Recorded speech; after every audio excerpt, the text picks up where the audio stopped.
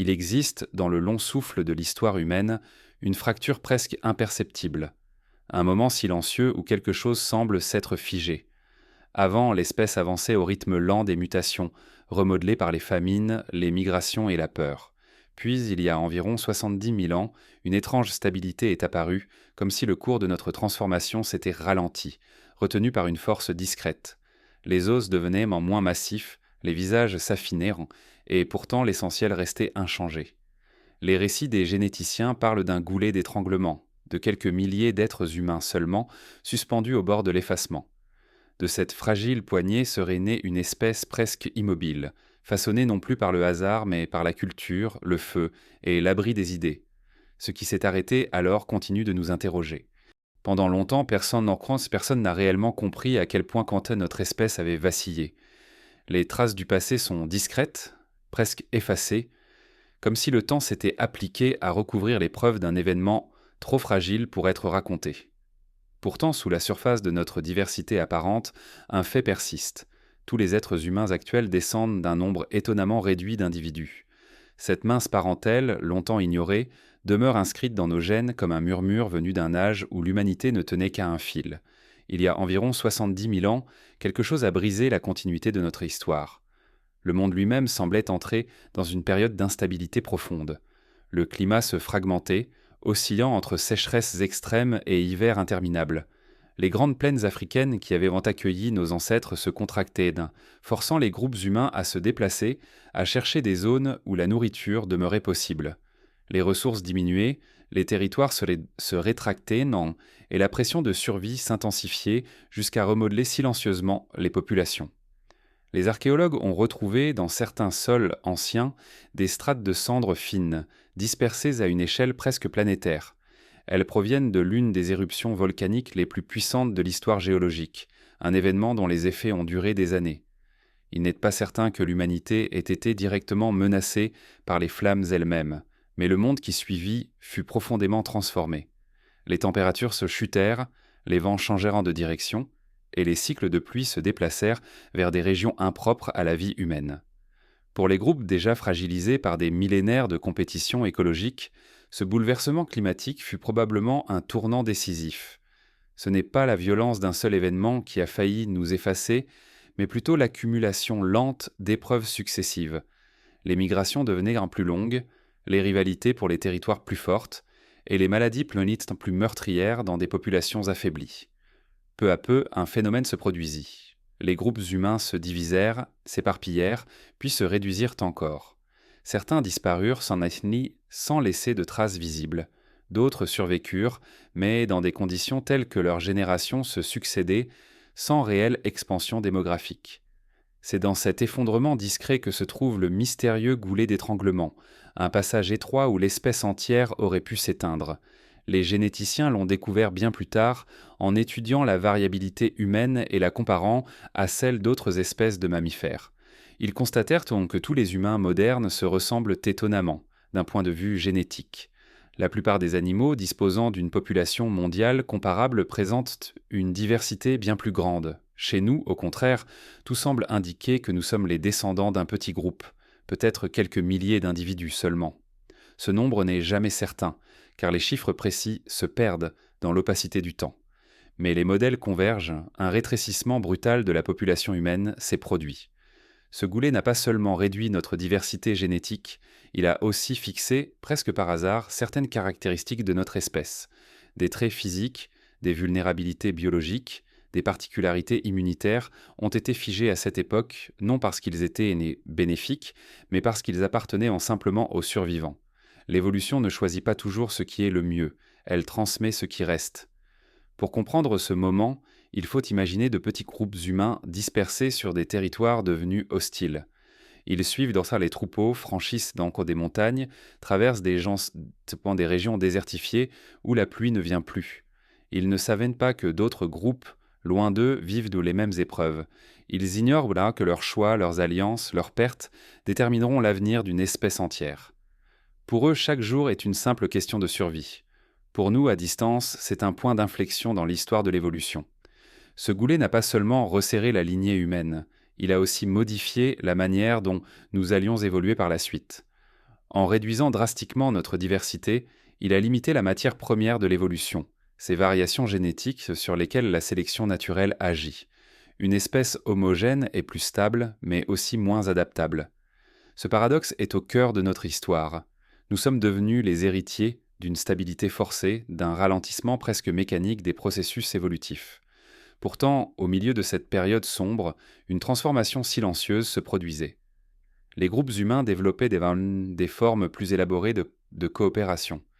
La survie n'était plus strictement individuelle. Le partage des connaissances, la transmission des gestes, l'organisation autour d'un feu ou d'un point d'eau devinrent enfin des éléments essentiels. Ce n'était pas encore la culture telle que nous la connaissons, mais un ensemble de pratiques qui rendaient possible la persistance d'un petit nombre d'individus dans un monde devenu imprévisible. Ainsi, le goulet d'étranglement ne fut pas seulement une crise, il fut également un filtre. Il a éliminé des lignées entières, mais il a aussi favorisé celles capables de collaborer, de mémoriser, d'imaginer des stratégies. Les mutations biologiques furent assez rares, mais les innovations comportementales se multiplièrent. Ce glissement, presque invisible, annonce l'avenir, une espèce qui cessera progressivement d'évoluer par son corps pour évoluer par ses idées. Ce qui est fascinant, c'est que ce goulet n'a laissé aucun récit direct. Il n'existe aucun mythe, aucune peinture rupestre, aucune légende racontant que l'humanité a frôlé la disparition. Les survivants ne savaient non pas qu'ils avaient survécu à quelque chose, ils ne savaient même pas qu'ils étaient un peu nombreux. Et pourtant, de leur fragilité émergera plus tard une espèce capable de transformer le monde. Lorsque l'on observe les vestiges de cette époque, quelques outils, des traces de campement, des ossements dispersés, on ne voit pas le désastre. On voit simplement des vies ordinaires, des gens qui chassaient, cueillaient, s'abritèrent en du vent. Ce qui manque, c'est la densité humaine, la multitude. Ce vide silencieux raconte mieux que n'importe quel artefact la rareté des survivants. Ce goulet représente le premier grand ralentissement de notre évolution. Non parce que nous nous sommes perfectionnés, mais parce que nous avons été réduits. Les mutations qui auraient pu nous transformer davantage ont été perdues avec les groupes disparus. Les pressions sélectives se sont affaiblies à mesure que la culture naissante nous protégeait du froid, de la faim et des prédateurs.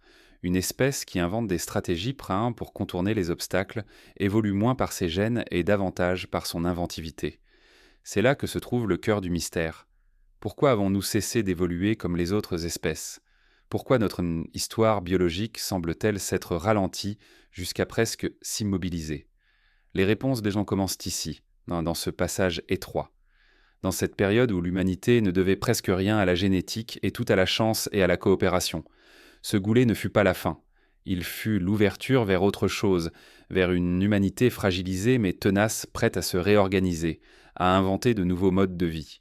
Une espèce qui, sans le savoir, venait de s'engager sur un chemin où l'évolution biologique céderait peu à peu la place à un autre type de transformation, celle portée par l'esprit.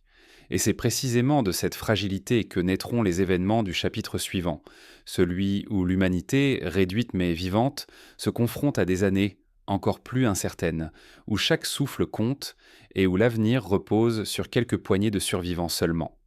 Ils étaient peu nombreux, si peu que leurs traces semblent parfois s'effacer dans le silence des millénaires. Pourtant, c'est dans ces années fragiles, à peine perceptibles dans la profondeur du temps, que se joue l'un des épisodes les plus mystérieux de notre histoire. Après le goulet étroit dont nous portons encore les marques, l'humanité aurait pu se reconstituer ou s'effondrer définitivement. Ce fut une période de tension et d'incertitude, une longue traversée du désert où chaque génération ne savait jamais si elle serait la dernière. Nous observons aujourd'hui cette époque comme un gouffre sans contour, une zone trouble où les indices sont rares et l'énigme presque totale. Les petits groupes humains, isolés les uns des autres, vivaient dans des environnements instables, constamment modifiés par les fluctuations climatiques.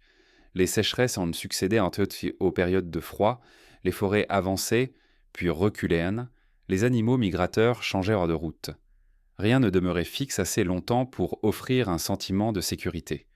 Les humains de cette époque n'avaient pas la certitude d'un territoire durable. Ils devaient en suivre les ressources, se réadapter sans cesse, parfois abandonner un lieu qu'ils avaient habité pendant des générations. Cette mobilité forcée les éloignait les uns des autres, fragmentant davantage une espèce déjà réduite. Dans cette solitude imposée, le monde devenait un adversaire silencieux. La nourriture n'était jamais assurée, Les enfants naissaient dans un contexte où la survie n'était qu'une possibilité fragile. Les prédateurs, encore nombreux à l'époque, profitaient maintenant du moindre relâchement. Les accidents, les infections, les blessures infligées par les rivalités internes ou par la chasse représentaient des périls constants. La mortalité infantile était élevée, la vie adulte brève. Chaque perte affaiblissait un groupe entier, car chaque membre comptait dans cette humanité réduite à l'essentiel. Ce qui rend cette période si mystérieuse, c'est son absence presque totale de récit. Les archéologues n'ont retrouvé que des objets simples, des éclats de pierre, des traces d'ocre, des foyers disparus. Rien qui raconte un bouleversement, rien qui laisse deviner que ces humains vivaient peut-être dans l'ombre de leur propre disparition. Et pourtant, la génétique moderne murmure une autre histoire, celle d'une humanité si réduite qu'elle aurait pu s'effacer totalement. Cela donne à ces vestiges une autre tonalité. Ces pierres retouchées danseuses ne sont plus seulement des outils, elles sont les preuves minces et obstinées de notre persistance. À mesure que les générations passaient, l'humanité ne disparaissait pas, mais elle ne croissait pas non plus. Elle se maintenait, suspendue entre effondrement et survie. Cette stabilité précaire n'était pas une véritable stagnation, c'était une lutte constante pour rester dans le monde, une survie davantage portée par la résilience culturelle que par l'évolution biologique. Les gestes se transmettaient, les techniques se perfectionnaient lentement, et ces savoirs, fragiles mais cruciaux, devenaient sans le seul rempart contre l'extinction. Dans plusieurs régions du continent africain, les groupes humains commencèrent à développer des stratégies plus élaborées de recherche de nourriture. Ils observaient les saisons avec plus d'attention, apprenaient à reconnaître des plantes rares, inventaient des manières de stocker ou transformer certaines ressources. Rien de spectaculaire, rien de révolutionnaire, mais toutes ces petites innovations formaient une trame de survie. C'est peut-être dans cette période que l'humanité comprit pour la première fois que la connaissance pouvait offrir une protection plus durable qu'un simple avantage physique. C'est aussi dans ces années que le langage aurait pris une importance décisive. Il existait sans doute depuis longtemps, mais jamais il n'avait été aussi vital. Pour survivre dans des groupes si réduits, il fallait expliquer, transmettre, avertir, coordonner. Une idée pouvait sauver une vie. Une information sur un point d'eau, une observation sur le comportement d'un animal, un détail sur une racine comestible devenait un trésor. La parole n'était plus un simple outil de communication, elle devenait une structure invisible soutenant l'existence même du groupe. Dans cette humanité affaiblie, il est possible que les premières formes de solidarité complexe soient nées. Là où la force brute ne suffisait plus, la coopération prenait le relais. Les enfants d'un groupe n'étaient plus seulement ceux d'une mère, ils devenaient ceux du groupe entier. Les ressources étaient partagées, les tâches réparties, les risques assumés collectivement. Cela ne garantissait pas la survie, mais cela augmentait les chances. Un groupe isolé mais solidaire avait plus de potentiel qu'un groupe nombreux mais divisé. Pendant que ces humains s'organisaient ainsi, d'autres humanités, proches mais différentes, partageaient encore la planète. Elles aussi luttaient contre les changements climatiques, mais elles n'avaient pas toutes la même flexibilité culturelle ou la même capacité d'adaptation sociale. Certains de ces peuples anciens disparaîtront progressivement, d'autres se mêleront à nos ancêtres. Mais à cette époque, leur présence ajoutait une tension supplémentaire au monde des survivants. Les humains modernes n'étaient là pas seuls dans leur fragile traversée. Ils coexistaient avec des cousins qui parfois avaient des avantages physiques de supérieurs. Cette coexistence demandait une prudence constante, une vigilance aiguisée et peut-être une certaine créativité pour éviter les conflits ouverts. Il y a, dans ces millénaires d'incertitude, une forme de transformation silencieuse. L'espèce ne change pas beaucoup d'un point de vue biologique, mais elle se transforme intérieurement. Les humains apprennent à anticiper, à planifier, à imaginer ce qui n'est pas encore là. Cette capacité, sans qu'ils en aient la conscience, prépare les bases de ce que sera l'humanité future. Une espèce qui n'évolue plus principalement par son corps, mais par ses représentations du monde. La lente sortie de cette longue période de fragilité n'est pas due à une mutation miraculeuse ni à un retour soudain de conditions favorables. Elle résulte d'un cumul de petites décisions, de gestes répétés génération après génération. Les groupes trouvent des territoires plus stables, ils s'agrandissent légèrement, ils rencontrent d'autres groupes et échangent des savoirs. Ils ne sont plus seulement des survivants, ils deviennent de nouveaux fondateurs. Pourtant, même dans cette lente remontée, la marque du goulet demeure.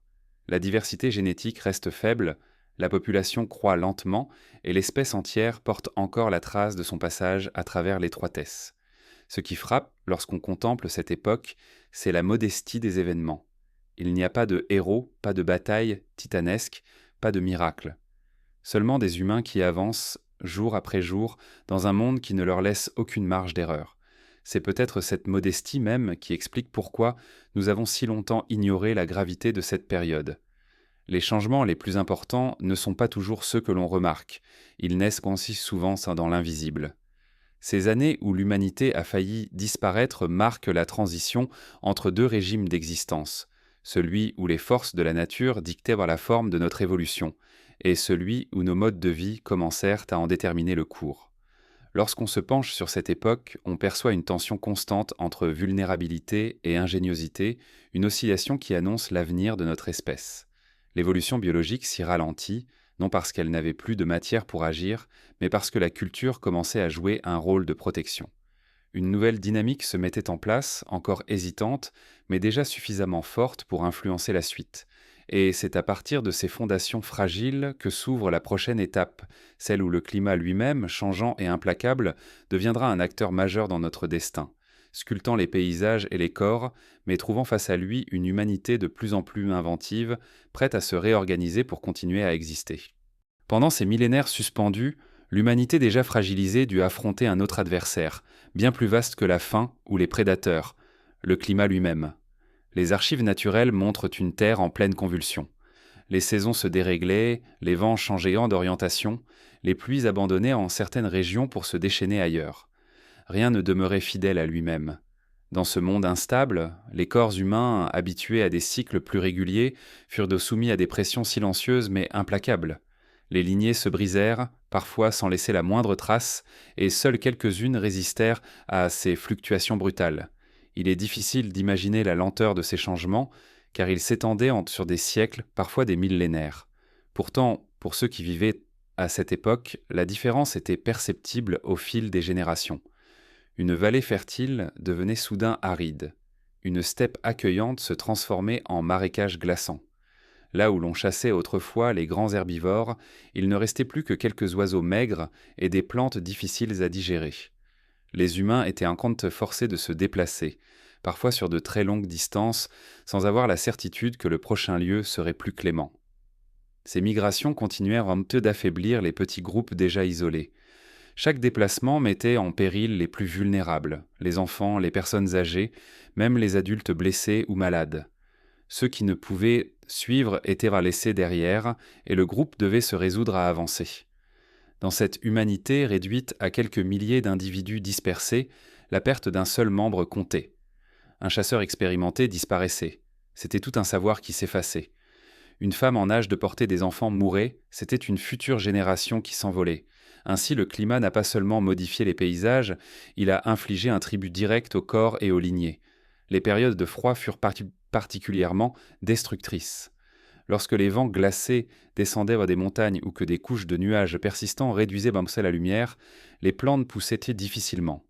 Les animaux affamés se faisaient de plus agressifs. Les humains, eux, tentaient de survivre autour de foyers défaillants. Le feu, pourtant essentiel, ne suffisait pas toujours à repousser l'humidité et la morsure du vent. Nombreux sont ceux qui succombaient à la faiblesse, à l'infection ou simplement à l'épuisement. Le froid n'avait pas besoin d'être extrême pour tuer. Il suffisait qu'il dure. Mais ce ne fut pas seulement le froid qui façonna cette période. Les sécheresses prolongées eurent un effet tout aussi dévastateur. Lorsque les pluies abandonnaient une région pendant plusieurs années, les points d'eau disparaissaient et les animaux migraient vers d'autres zones. Les humains, privés de leurs repères habituels, se retrouvaient confrontés à un paysage muet et vidé de ressources. La terre se fendillait, les plantes se desséchaient avant même de mûrir, et les tempêtes de poussière recouvraient les traces de leurs anciens campements. Dans de telles conditions, les rivalités entre groupes polysandres pouvaient s'intensifier. Mais souvent il n'y avait même pas de rival, seulement l'immensité d'un désert provisoire et la nécessité de trouver un autre endroit où subsister. Chaque changement climatique, qu'il soit brutal ou progressif, exerçait une pression continue sur le corps humain. Les individus les plus robustes pouvaient résister aux épreuves du moment, mais le climat n'était jamais constant. Une lignée qui survivait au froid pouvait être décimée par la chaleur l'année suivante. Une lignée adaptée à l'aridité pouvait être emportée par l'humidité et les maladies qu'elle ramenait. L'évolution biologique semblait incapable de suivre un monde qui changeait plus vite que les générations ne pouvaient se succéder. C'est ainsi que certains traits, qui auraient mandé pu devenir dominants, disparurent tout simplement avec les groupes qui les portaient en. Ce phénomène explique pourquoi l'humanité moderne présente si peu de variations physiques en comparaison avec ce qu'elle aurait pu devenir. Beaucoup de lignées prometteuses n'ont jamais eu l'occasion d'exister assez longtemps pour marquer l'histoire génétique. C'est un paradoxe silencieux. Dans ce monde où tout changeait, l'espèce humaine se fixait involontairement, non parce qu'elle n'était pas capable d'évoluer, mais parce que ses possibilités étaient réduites à chaque génération. Ces épisodes climatiques ne dictaient pas uniquement la biologie, ils sculptaient aussi les comportements. Devant l'imprévisibilité du monde, les humains durent apprendre à observer davantage, à anticiper, à interpréter des signes parfois imperceptibles. Une migration d'oiseaux pouvait annoncer une saison sèche. L'apparition d'un type de nuage pouvait signaler des changements de vent. Un silence soudain dans la savane pouvait indiquer la présence d'un prédateur. Graduellement, la survie cessa d'être une simple affaire de force ou de rapidité. Elle devint un art de lire le monde. C'est peut-être là que naquit l'une des grandes caractéristiques humaines, la capacité d'imaginer ce qui n'existait pas encore, prévoir l'absence de pluie avant qu'elle ne devienne critique, concevoir un abri pour un froid qui n'était pas encore là, anticiper le comportement d'un animal à partir de traces invisibles pour d'autres espèces. Le climat, en brisant les corps, a paradoxalement ouvert un espace pour l'esprit. Il a contraint les humains à devenir plus attentifs, plus inventifs, plus stratèges. Malgré cette inventivité croissante, le monde restait un adversaire impitoyable. Certaines régions, autrefois riches et verdoyantes, devinrent des pièges mortels. Les sols se transformaient en marécages, les rivières sortaient de leurs lits, les paysages changeaient à une vitesse incompatible avec une existence fondée sur la répétition des gestes. Les humains n'avaient pas encore la capacité de modifier leur environnement. Tout ce qu'ils pouvaient faire, c'était s'adapter, devenir des nomades perpétuels, refusant de s'attacher à un lieu qui pouvait les trahir. Dans ce chaos climatique, certaines communautés disparurent entièrement, absorbées par le silence. Les régions où l'on retrouve aujourd'hui très peu de vestiges humains pourraient être les traces de ces extinctions locales. Elles rappellent que l'humanité n'a tenu qu'à quelques groupes tenaces, dispersés mais résolument déterminés. Ces survivants, sans le savoir, préservaient l'avenir d'une espèce entière. Ils n'avaient pas conscience que leurs choix, leurs déplacements, leurs efforts pour rester ensemble façonnaient la trajectoire d'un futur lointain. Le climat, en détruisant des lignées, n'a pas seulement amputé l'humanité de ce qu'elle aurait pu devenir biologiquement. Il a également supprimé des trajectoires culturelles possibles. Chaque groupe disparu emportait avec lui une manière de voir le monde, une manière d'interpréter les signes naturels, une manière de raconter les saisons ou de transmettre les savoirs. Ce ne sont pas seulement des corps qui ont disparu, mais des traditions entières, des visions du monde, des possibilités que nous ne connaîtrons jamais. Pourtant, au cœur de ces pertes, les groupes survivants continuaient de se réorganiser. Ils modifiaient leurs habitudes de chasse, leurs outils, leurs déplacements. Ils développaient une intuition du monde, plus fine, plus fluide, comme si l'instabilité extérieure avait rendu leurs pensées plus souples. Cela n'était pas un progrès conscient. C'était une réponse silencieuse, instinctive, portée par la nécessité. Cette époque forgea une humanité résiliente, non pas forte au sens physique, mais profonde, capable de supporter l'incertitude. Le climat avait brisé des corps, effacé des lignées, mais il avait aussi, involontairement, révélé une autre forme de puissance, celle d'une espèce qui apprend à survivre en comprenant le monde plutôt qu'en le subissant. Et c'est dans cet apprentissage invisible que se trouve la transition vers la suite, où l'humanité commencera lentement à utiliser ses compétences émergentes pour créer des refuges, des alliances et des stratégies qui dépasseront les limites du corps et ouvriront la voie à une nouvelle époque d'ingéniosité. Ils n'étaient plus qu'une poignée disséminée sur un continent immense, une constellation fragile d'êtres humains traversant des paysages qui changeaient trop vite pour qu'ils puissent y laisser une marque durable. Pourtant, c'est dans cette dispersion même, dans cette survie presque improbable, que se joue l'un des phénomènes les plus déterminants de notre histoire évolutive, la réduction extrême de notre diversité génétique. Chaque être humain vivant aujourd'hui porte, en silence, la trace de cette contraction. Et pour comprendre ce que cela signifie, il faut s'imaginer le monde tel qu'il était alors. immense, imprévisible, rempli d'espèces robustes qui semblaient mieux armées que nous pour affronter les bouleversements. Au cœur de cette dispersion, les groupes humains devinrent comme des îlots, séparés par des chaînes de montagnes, des zones arides ou des plaines inhospitalières. Les rencontres entre groupes étaient rares, parfois inexistantes sur plusieurs générations. Lorsque deux communautés se croisaient un temps fin, les échanges génétiques étaient de minimes, souvent limités à quelques unions. Cela suffisait à maintenir un fil ténu entre les lignées, mais pas à restaurer une variété génétique comparable à celle d'une espèce en expansion. Ces humains ne pouvaient pas savoir que leur isolement modelait profondément l'avenir. Ils cherchaient pas seulement à survivre, à trouver des paysages moins hostiles, à protéger les quelques enfants qui naissaient encore. La génétique montre aujourd'hui que notre espèce descend non pas d'une multitude de lignées florissantes, mais de lignées réduites, presque compressées. Cette contraction, ce resserrement, a eu un effet paradoxal. D'un côté, elle nous a rendus plus homogènes que presque n'importe quelle autre espèce de mammifère de taille mondiale. De l'autre, elle a figé en nous un ensemble de traits qui n'étaient pas nécessairement les plus avantageux, mais simplement ceux des survivants.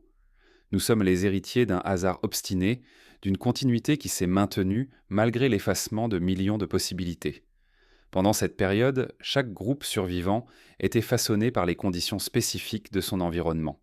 Certains vivaient près des côtes, d'autres dans des régions rocheuses ou dans des plaines semi-arides.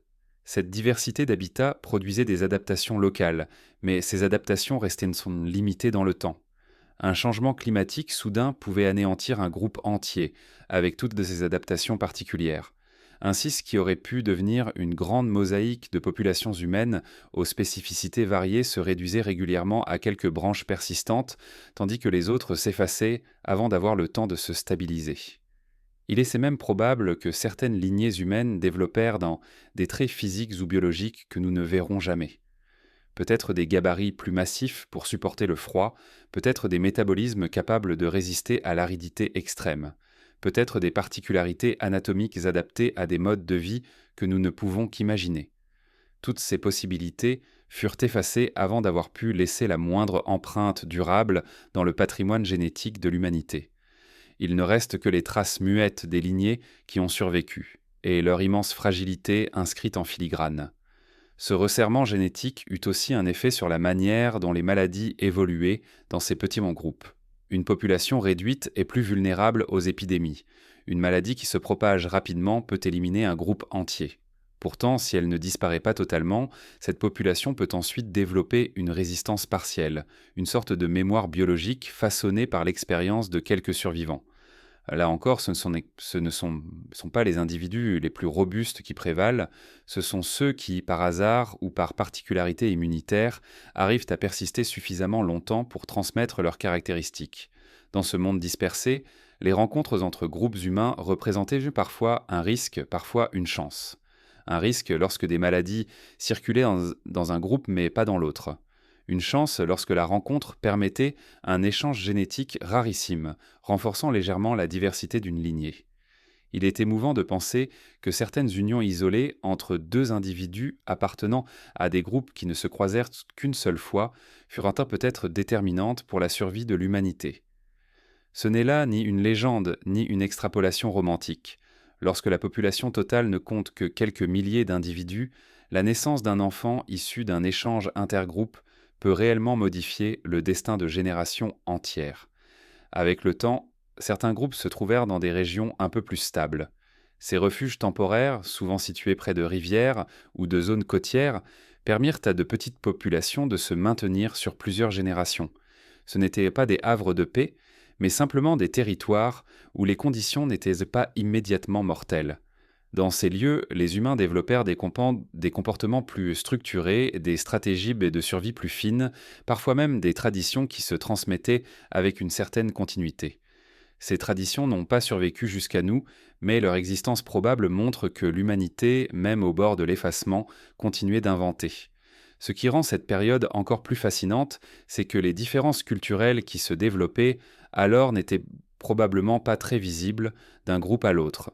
Les outils se ressemblaient, les abris étaient comparables, les modes de chasse similaires. Et pourtant, derrière cette apparente uniformité matérielle, Il devait exister des nuances subtiles dans les gestes, les chants, les rites ou les récits. Chacune de ces nuances était une réponse locale aux épreuves du monde. Chacune de ces réponses était aussi fragile qu'une lignée génétique. Certaines disparurent avec ceux qui les portaient, d'autres voyagèrent grâce aux rares contacts entre communautés. À travers cette lente reconstruction, les humains commencèrent à dépendre de moins en moins de leur biologie et de plus en plus de leur comportement partagé. Le climat continuait de changer trop vite pour que les corps puissent s'adapter. Mais l'esprit, lui, pouvait improviser, inventer des solutions temporaires, imaginer des alternatives. La survie n'était plus ancrée dans des mutations physiques, mais dans l'agilité cognitive et la mémoire collective. C'est ici que s'installe le premier véritable basculement évolutif, non pas un changement dans les gènes, mais un changement dans l'importance relative que les humains accordaient à l'apprentissage. Ce phénomène explique pourquoi notre espèce présente aujourd'hui si peu de variations physiques profondes, tout en affichant une diversité culturelle immense. Les gènes furent resserrés, mais les représentations du monde s'ouvrirent. La biologie devint stable, presque silencieuse, tandis que les cultures devinrent dynamiques, capables de s'adapter en quelques générations seulement. Le paradoxe est là. Ce resserrement qui aurait pu nous condamner a finalement contribué à stabiliser une base génétique suffisamment homogène pour que les innovations culturelles puissent en circuler plus facilement. Lorsque la population commença timidement à croître, les comportements appris devinrent maintenant le principal vecteur de changement, surpassant la lenteur des mutations biologiques. La connaissance devint un héritage plus influent que l'ADN. Dans ce lent éveil, les survivants aux gènes resserrés commencèrent à se réunir davantage, à se croiser plus fréquemment, à partager des territoires autrefois séparés. Le monde restait dangereux, mais la densité humaine augmentait imperceptiblement. Cette augmentation changeait tout. Plus il y avait d'individus, plus il y avait d'occasions d'échanger des idées, des techniques, des stratégies. Les humains n'évoluèrent pas beaucoup biologiquement, mais leur manière d'exister devenait plus complexe. Et c'est dans ce mouvement progressif, fragile mais irréversible, que naît la transition vers un autre chapitre de notre histoire, celui où l'invention d'abris cognitifs, de symboles et de représentations s'ajoutera à la simple survie. Une époque où l'humanité commencera à tisser un réseau invisible reliant ces individus, faisant de cette espèce resserrée une espèce soudée, prête à affronter un monde toujours instable, mais désormais armée d'un nouvel outil plus puissant que n'importe quel trait biologique, la capacité de partager l'invisible. Il n'avait presque rien, pas de village, pas de murs, pas de certitude. Pourtant, dans cette humanité encore vacillante, quelque chose commença à prendre forme, quelque chose qui n'était pas fait de pierre ni de bois, mais d'un matériau plus subtil et plus durable. Ce furent les premiers refuges cognitifs, ces espaces invisibles où l'esprit humain apprit à se protéger lorsque le monde extérieur devenait trop instable pour offrir un abri réel. Avant même que les humains ne construisent des maisons ou des outils complexes, ils commencèrent à bâtir des structures mentales capables de les soutenir. C'était cette architecture de l'esprit, silencieuse et immatérielle, qui allait transformer notre évolution bien plus que n'importe quelle mutation biologique. Pour comprendre la naissance de ces refuges, il faut imaginer la vie de ces groupes dispersés. Ils avançaient toujours avec prudence, chassant des animaux qui migraient eux-mêmes pour échapper aux fluctuations climatiques. Leur quotidien était dominé par l'incertitude. Un point d'eau pouvait disparaître du jour au lendemain. Une plaine fertile pouvait devenir stérile en une seule génération. Devant de telles conditions, les humains ne pouvaient plus compter uniquement sur des instincts hérités ou sur des traits physiques transmis depuis des milliers d'années. Ils devaient inventer des solutions qui ne dépendaient ni du climat ni de la force, mais d'une autre faculté, la pensée. Ces refuges cognitifs ne furent pas des inventions conscientes. Ils émergèrent dans les murmures du langage, dans la répétition des gestes, dans les récits que l'on murmurait autour du feu pour transmettre ce qui avait fonctionné hier et ce qui pourrait sauver une vie demain. Quand une mère enseignait à son enfant comment reconnaître des traces à demi effacées, comment écouter un mouvement du vent ou comment sentir la proximité d'un prédateur, elle construisait un fragment de refuge. Lorsque les anciens répétèrent les routes sûres, les plantes dangereuses, les cycles des saisons, ils ajoutaient une pierre invisible à cette fortification mentale. L'apparition de ces structures internes modifia profondément la manière dont l'humanité affrontait les épreuves. Autrefois, une espèce se transformait grâce à l'évolution biologique, un processus lent étalé sur des milliers de générations. Désormais, l'humanité expérimentait un autre type de transmission, un savoir qui ne passait pas par le corps, mais par la parole et le geste. Les informations qui auraient pris des millénaires à se fixer dans les gènes purent désormais être échangées en quelques années. Cette vitesse nouvelle devint une arme silencieuse mais décisive. Ces refuges cognitifs n'étaient là pas seulement des connaissances pratiques, ils étaient aussi des espaces où les émotions trouvaient un sens, où la peur pouvait être partagée et apaisée, où le doute pouvait devenir une force plutôt qu'un obstacle. Dans un monde où tout semblait changer, la continuité la plus précieuse devint celle que l'on créait soi-même au sein du groupe. Les humains commencèrent à se raconter ce qu'ils ne pouvaient pas expliquer. Ils nommèrent dans les forces de la nature, donnèrent un sens au tonnerre, au vent, au mouvement des étoiles. Bien que ces interprétations soient parfois erronées, elles avaient une fonction essentielle, stabiliser l'esprit face au chaos extérieur. Le monde n'était plus seulement un lieu hostile, il devenait un récit, un ensemble de signes interprétables. La cognition humaine se transforma en un instrument d'adaptation plus puissant que n'importe quel trait physique. En comprenant ou en croyant comprendre les phénomènes qui les entouraient, les humains réduisaient leur anxiété, amélioraient leur capacité de décision, renforçaient leurs liens sociaux. Ces récits, aussi simples soient-ils, formèrent un tissu de stabilité interne là où le monde extérieur n'en offrait plus. À travers ces refuges, la mémoire devint une ressource essentielle. Elle n'était pas seulement individuelle, elle était collective. Les souvenirs des anciens, transmis sous forme de récits, devenaient une partie intégrante de la survie. Si un groupe avait déjà traversé une période de sécheresse extrême, il était plus capable d'affronter une autre. S'il avait appris qu'un certain type de nuage annonçait un changement de vent, cette information pouvait sauver la vie d'une génération entière. La mémoire humaine devint un outil évolutif, un prolongement de l'espèce. Avec le temps, ces refuges cognitifs se complexifièrent. Les humains développèrent des symboles, des gestes significatifs, des rites qui renforcèrent leur cohésion. Ces pratiques, même les plus rudimentaires, avaient un effet profond. Elles rappelaient à chacun que l'individu n'était pas seul. Elles créaient un sentiment de continuité dans un monde discontinu. Elles donnaient un rôle à chaque membre du groupe. Chasseurs, veilleurs, cueilleurs, rassembleurs de récits. Cette organisation sociale rudimentaire offrait une protection que les corps affaiblis et les gènes resserrés ne pouvaient pas assurer. Les refuges cognitifs expliquent donc pourquoi l'humanité n'a pas disparu malgré sa fragilité biologique.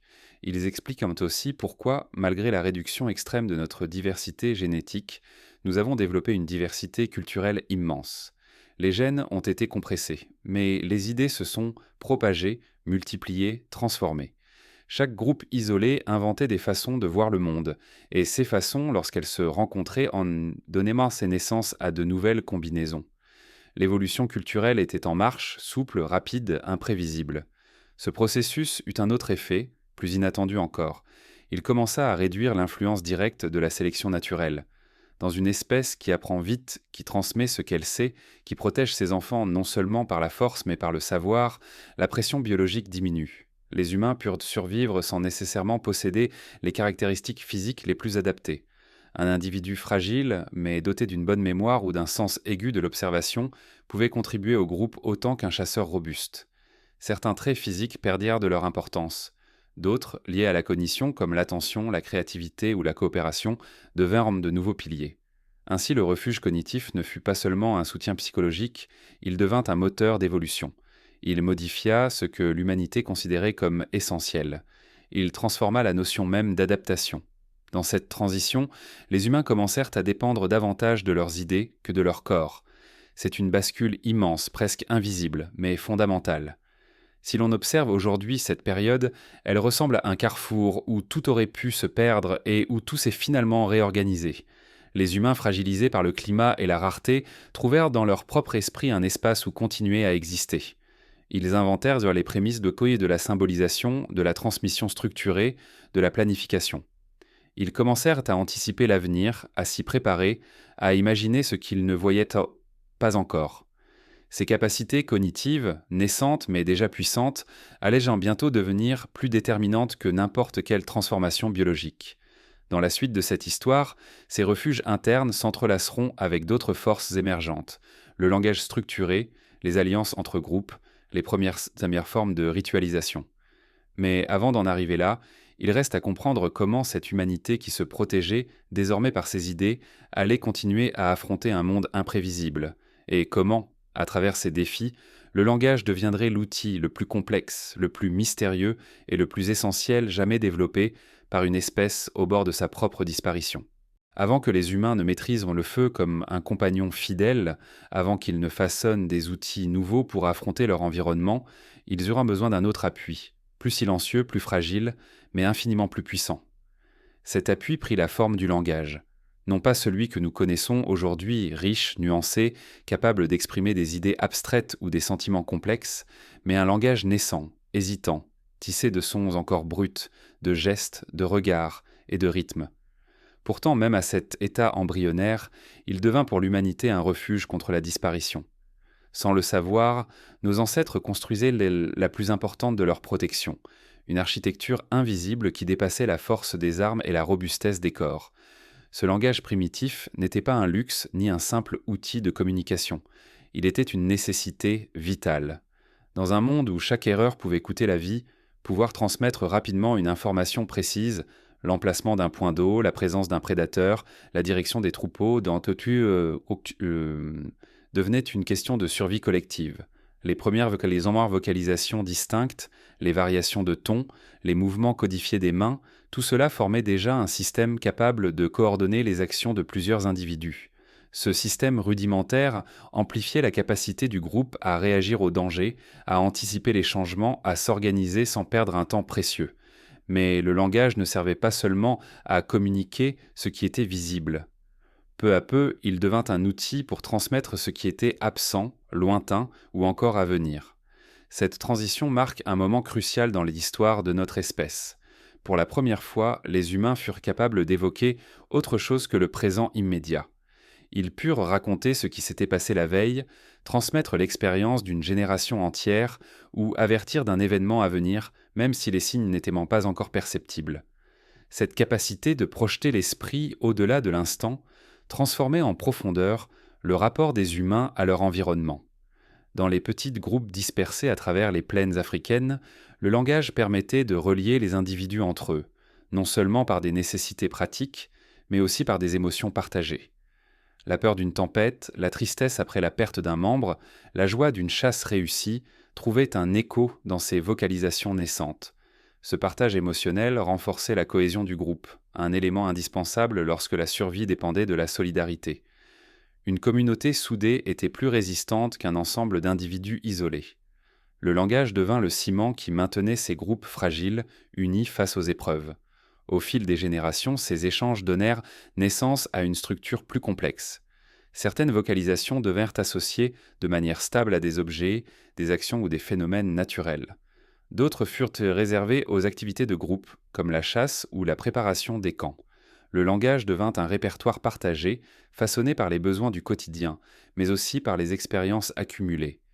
Il ne s'agissait pas d'un langage élaboré comme ceux que l'on étudie aujourd'hui, mais sa forme rudimentaire suffisait à transformer en profondeur la manière dont nos ancêtres percevaient et transmettaient le monde.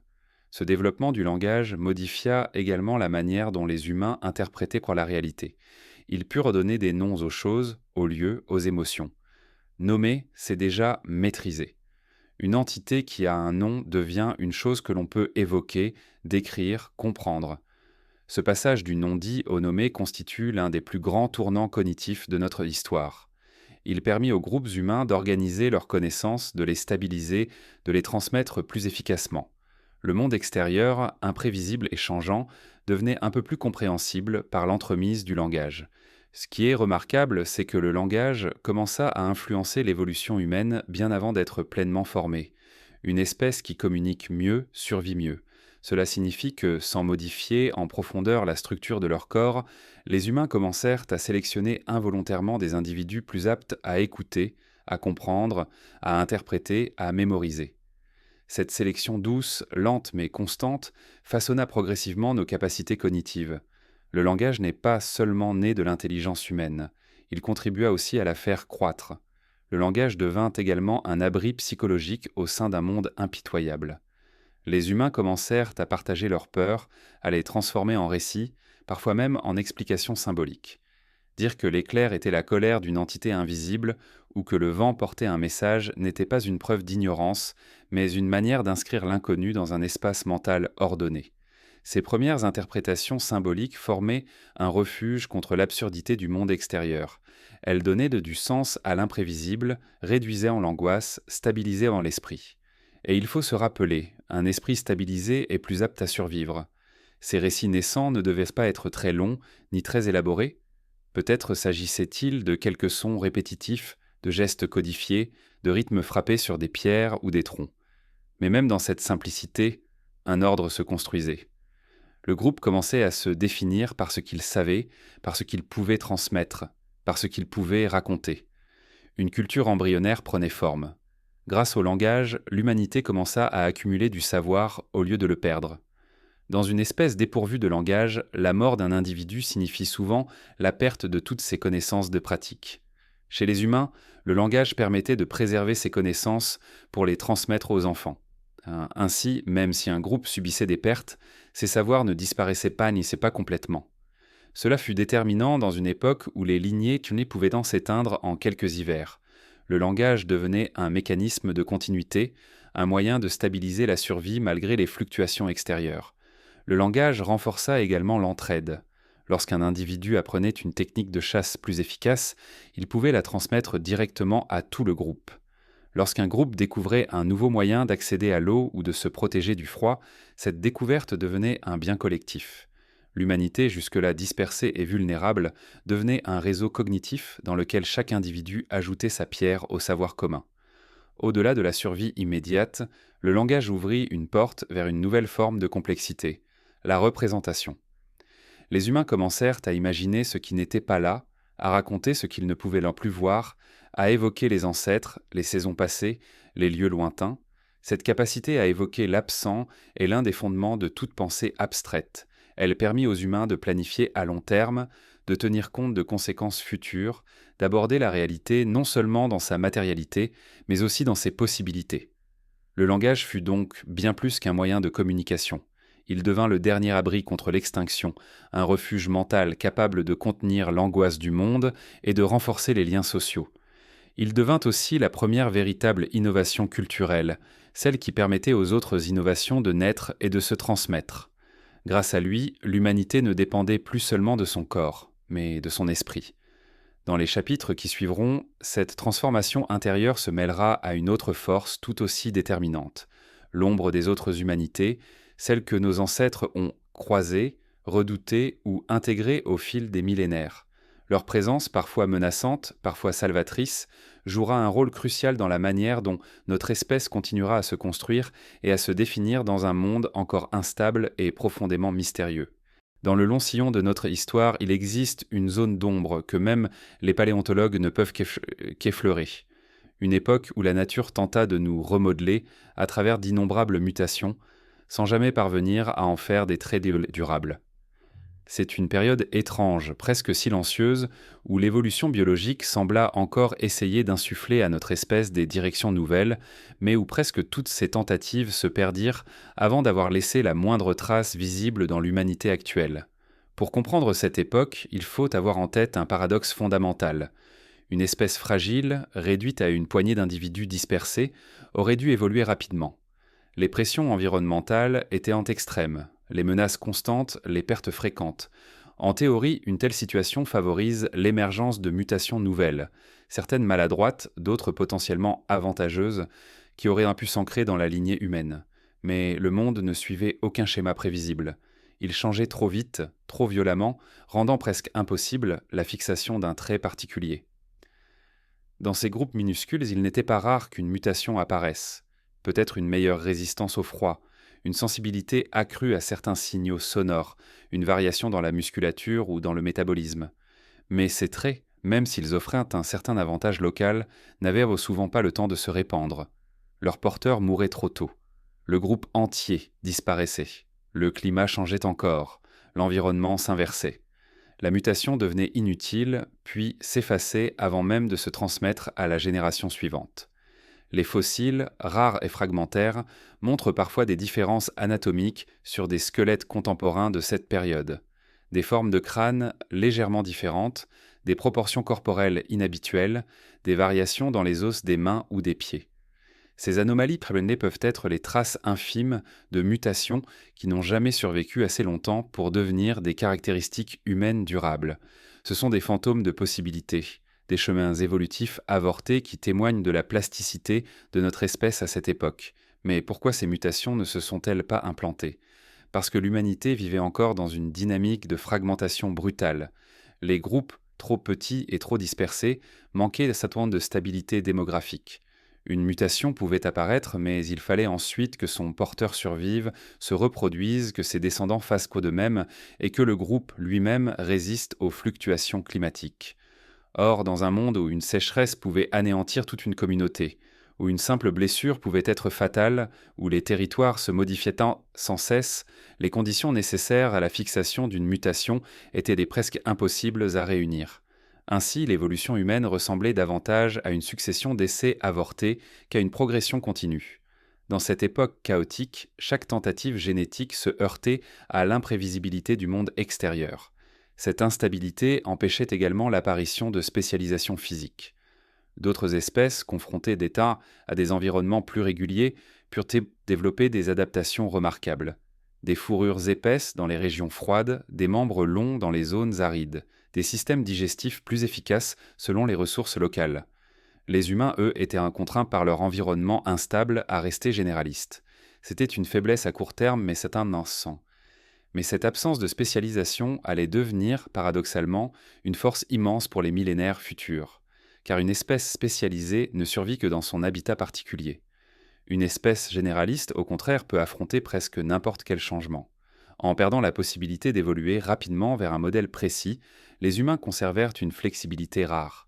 Ils purent de s'adapter, non pas par leur corps, mais par leur comportement. Le monde extérieur devenait trop imprévisible pour que les gènes s'y ajustent, mais l'esprit humain, avec ses refuges cognitifs naissants, pouvait évoluer beaucoup plus vite. Au cœur de ces mutations éphémères se trouvaient probablement des variations comportementales aussi. Des individus plus prudents, plus audacieux, plus sensibles aux signaux subtils de la nature. Certains pouvaient avoir été particulièrement bons pour anticiper les migrations animales, d'autres pour repérer les plantes comestibles. Mais ces traits, aussi précieux soient-ils, dépendaient de l'individu et de son expérience. Leur transmission n'était pas garantie par la génétique, mais par l'apprentissage. Dans un groupe qui disparaissait, la connaissance disparaissait avec lui. Dans un groupe résilient, elle se transmettait. C'est ici que se produit un basculement évolutif unique à l'humanité. Les mutations comportementales, bien que non inscrites dans l'ADN, commencèrent à jouer un rôle plus important que les mutations biologiques. La nature tentait encore de nous modeler, mais notre cognition prenait déjà le dessus. L'évolution culturelle, encore très lente, commençait à rivaliser avec l'évolution biologique. On peut imaginer des scénarios poignants. Un enfant qui possède une sensibilité particulière au mouvement des animaux, une sorte d'intuition qui aurait pu, dans un monde plus stable, devenir un trait sélectionné. Mais ce talent mourrait avec lui si son groupe disparaissait. Un adulte capable d'improviser des stratégies de chasse inédites, mais dont les descendants mouraient avant d'atteindre l'âge adulte. Une femme dotée d'une tolérance exceptionnelle à certaines plantes toxiques, mais dont la lignée était absorbée par un autre groupe ou disparaissait dans une migration difficile. Ce sont des histoires que nous ne connaîtrons jamais, mais que la logique de cette époque rend presque certaine. À mesure que les millénaires passaient, les mutations qui auraient pu transformer l'humanité en profondeur n'avaient tout simplement aucune chance de s'ancrer. Les gènes restèrent donc étonnamment stables. L'espèce humaine demeura fragile, peu diversifiée, mais elle développa un autre type de diversité, plus rapide, plus souple, plus mystérieuse, celle des idées. Le contraste entre cette multiplication de possibilités cognitives et la stagnation biologique est frappant. Les humains parlaient davantage, imaginaient davantage, inventaient des gestes plus précis, des stratégies plus subtiles. Leur corps restait le même, mais leur manière d'utiliser ce corps devenait, chaque génération, un peu plus inventive. L'évolution biologique semblait paralysée, mais l'évolution culturelle, elle, commençait à se déployer. Cette période fut également marquée par l'apparition de petites innovations techniques qui, sans être révolutionnaires, modifièrent lentement le rapport des humains à leur environnement. Des outils légèrement plus efficaces, des modes de chasse qui nécessitaient une coordination plus fine, des façons de préparer certains aliments pour les rendre plus digestes. Ces innovations, souvent perdues, puis réinventées, s'inscrivaient dans le même schéma. L'humanité cherchait à compenser ce que les mutations biologiques n'arrivaient plus à offrir. L'un des effets les plus profonds de cette absence de mutation durable fut le maintien d'un corps humain encore inadapté à de nombreuses contraintes environnementales. Les humains s'en avaient ballonné, pas de griffes, pas de canines impressionnantes, pas d'épaisse fourrure pour affronter le froid, pas de vitesse exceptionnelle pour fuir les prédateurs. Ils étaient vulnérables, exposés, dépendants des autres et du groupe. Cette vulnérabilité, paradoxalement, renforça encore l'importance du langage, de la coopération, de l'imagination. Plus les corps restaient en faibles, plus les esprits devaient devenir ingénieux. Ainsi, les mutations qui auraient pu faire de nous une espèce plus robuste ne prirent jamais racine. Ce n'est pas une défaillance de la nature, c'est le résultat d'un environnement trop instable, d'une population trop réduite et d'un autre phénomène déjà à l'œuvre, l'essor de la cognition partagée. L'humanité ne cessa pas d'évoluer. Elle changea simplement de voie. Elle abandonna progressivement la lenteur du gène pour la vitesse de l'idée. Dans les siècles qui suivront cette période, l'humanité commencera à croiser d'autres humanités, porteuses elles aussi de mutations particulières, parfois compatibles, parfois dangereuses, toujours révélatrices d'un monde bien plus diversifié que ce que notre propre lignée laissait deviner. Ce sera l'époque des rencontres, des frictions, des alliances et des disparitions. Un moment où les gènes refuseront encore une fois de se diversifier, même lorsque d'autres espèces humaines s'approcheront de nous. Et c'est dans ces rencontres, à la fois silencieuses et décisives, que se dessinera la prochaine étape de notre histoire. Ils n'étaient pas seuls. Durant cette longue traversée de fragilité et d'incertitude, les humains modernes ne vivaient pas dans un monde vide. La Terre abritait encore plusieurs espèces humaines, toutes parentes, toutes porteuses d'histoires singulières, de capacités propres, de traits façonnés par des millions d'années d'évolution. Pourtant, si certaines de ces humanités furent puissantes, robustes ou ingénieuses, aucune ne survivra jusqu'à nos jours. Elles s'effaceront une à une, laissant derrière elles des fragments d'os, quelques outils et un écho lointain dans notre ADN. Leur disparition ne fut pas immédiate. Elle prit des milliers d'années, se déroulant comme un lent glissement où les frontières entre coexistence, coopération et compétition restaient floues. Lorsque les groupes humains modernes commencèrent à s'étendre hors de l'Afrique, ils découvrirent un monde déjà occupé. Les Néandertaliens dominaient l'Europe et une partie du Proche-Orient. Les Denisoviens, mystérieux et longtemps invisibles aux yeux des chercheurs modernes, vivaient probablement dans certaines régions d'Asie. D'autres humanités, encore plus anciennes ou plus isolées, occupaient des zones où la recherche peine encore à retracer leur présence. Ce monde partagé n'était pas un monde paisible. Il était tissé de rencontres imprévisibles, parfois hostiles, parfois fécondes, mais toujours déterminantes. Les Néandertaliens constituaient sans doute la présence la plus imposante. Leur constitution massive, leur adaptation à des climats froids, leur organisation sociale en faisait des rivaux redoutables. Leur disparition n'a pas été soudaine. Pendant des millénaires, ils coexistèrent avec les humains modernes. Ils se croisèrent, se mélangèrent parfois, échangèrent des techniques, des territoires, peut-être même des récits. Cette coexistence fut probablement complexe, marquée à la fois par des alliances temporaires et par des affrontements silencieux. Mais ce qui demeure fascinant, c'est que malgré leur force physique et leur adaptation ancienne aux environnements difficiles, ils finirent par s'éteindre. Les Denisoviens, quant à eux, restent encore enveloppés d'un mystère profond. On connaît leur existence grâce à quelques fragments, une phalange, une dent, des traces génétiques présentes dans certains peuples actuels. Ils semblent avoir été proches des Néandertaliens, mais suffisamment distincts pour former une humanité à part entière. Leur territoire était vaste, probablement étendu sur une grande partie de l'Asie centrale et orientale. Comme leurs cousins européens, ils cohabitèrent un temps avec nos ancêtres, laissant dans nos gènes quelques traces discrètes, comme des murmures venus d'un peuple disparu. D'autres humanités partageaient peut-être encore le monde. Certaines insulaires, comme Homo floresiensis, aux proportions inhabituelles, vivant sur des territoires isolés où l'évolution suivait une trajectoire différente. Certaines africaines d'encore inconnues laissèrent peut-être derrière elles seulement quelques éclats d'outils, quelques silhouettes fugaces dans la poussière du temps. L'humanité moderne n'est pas née seule. Elle est le résultat d'un réseau complexe de rencontres et de séparations.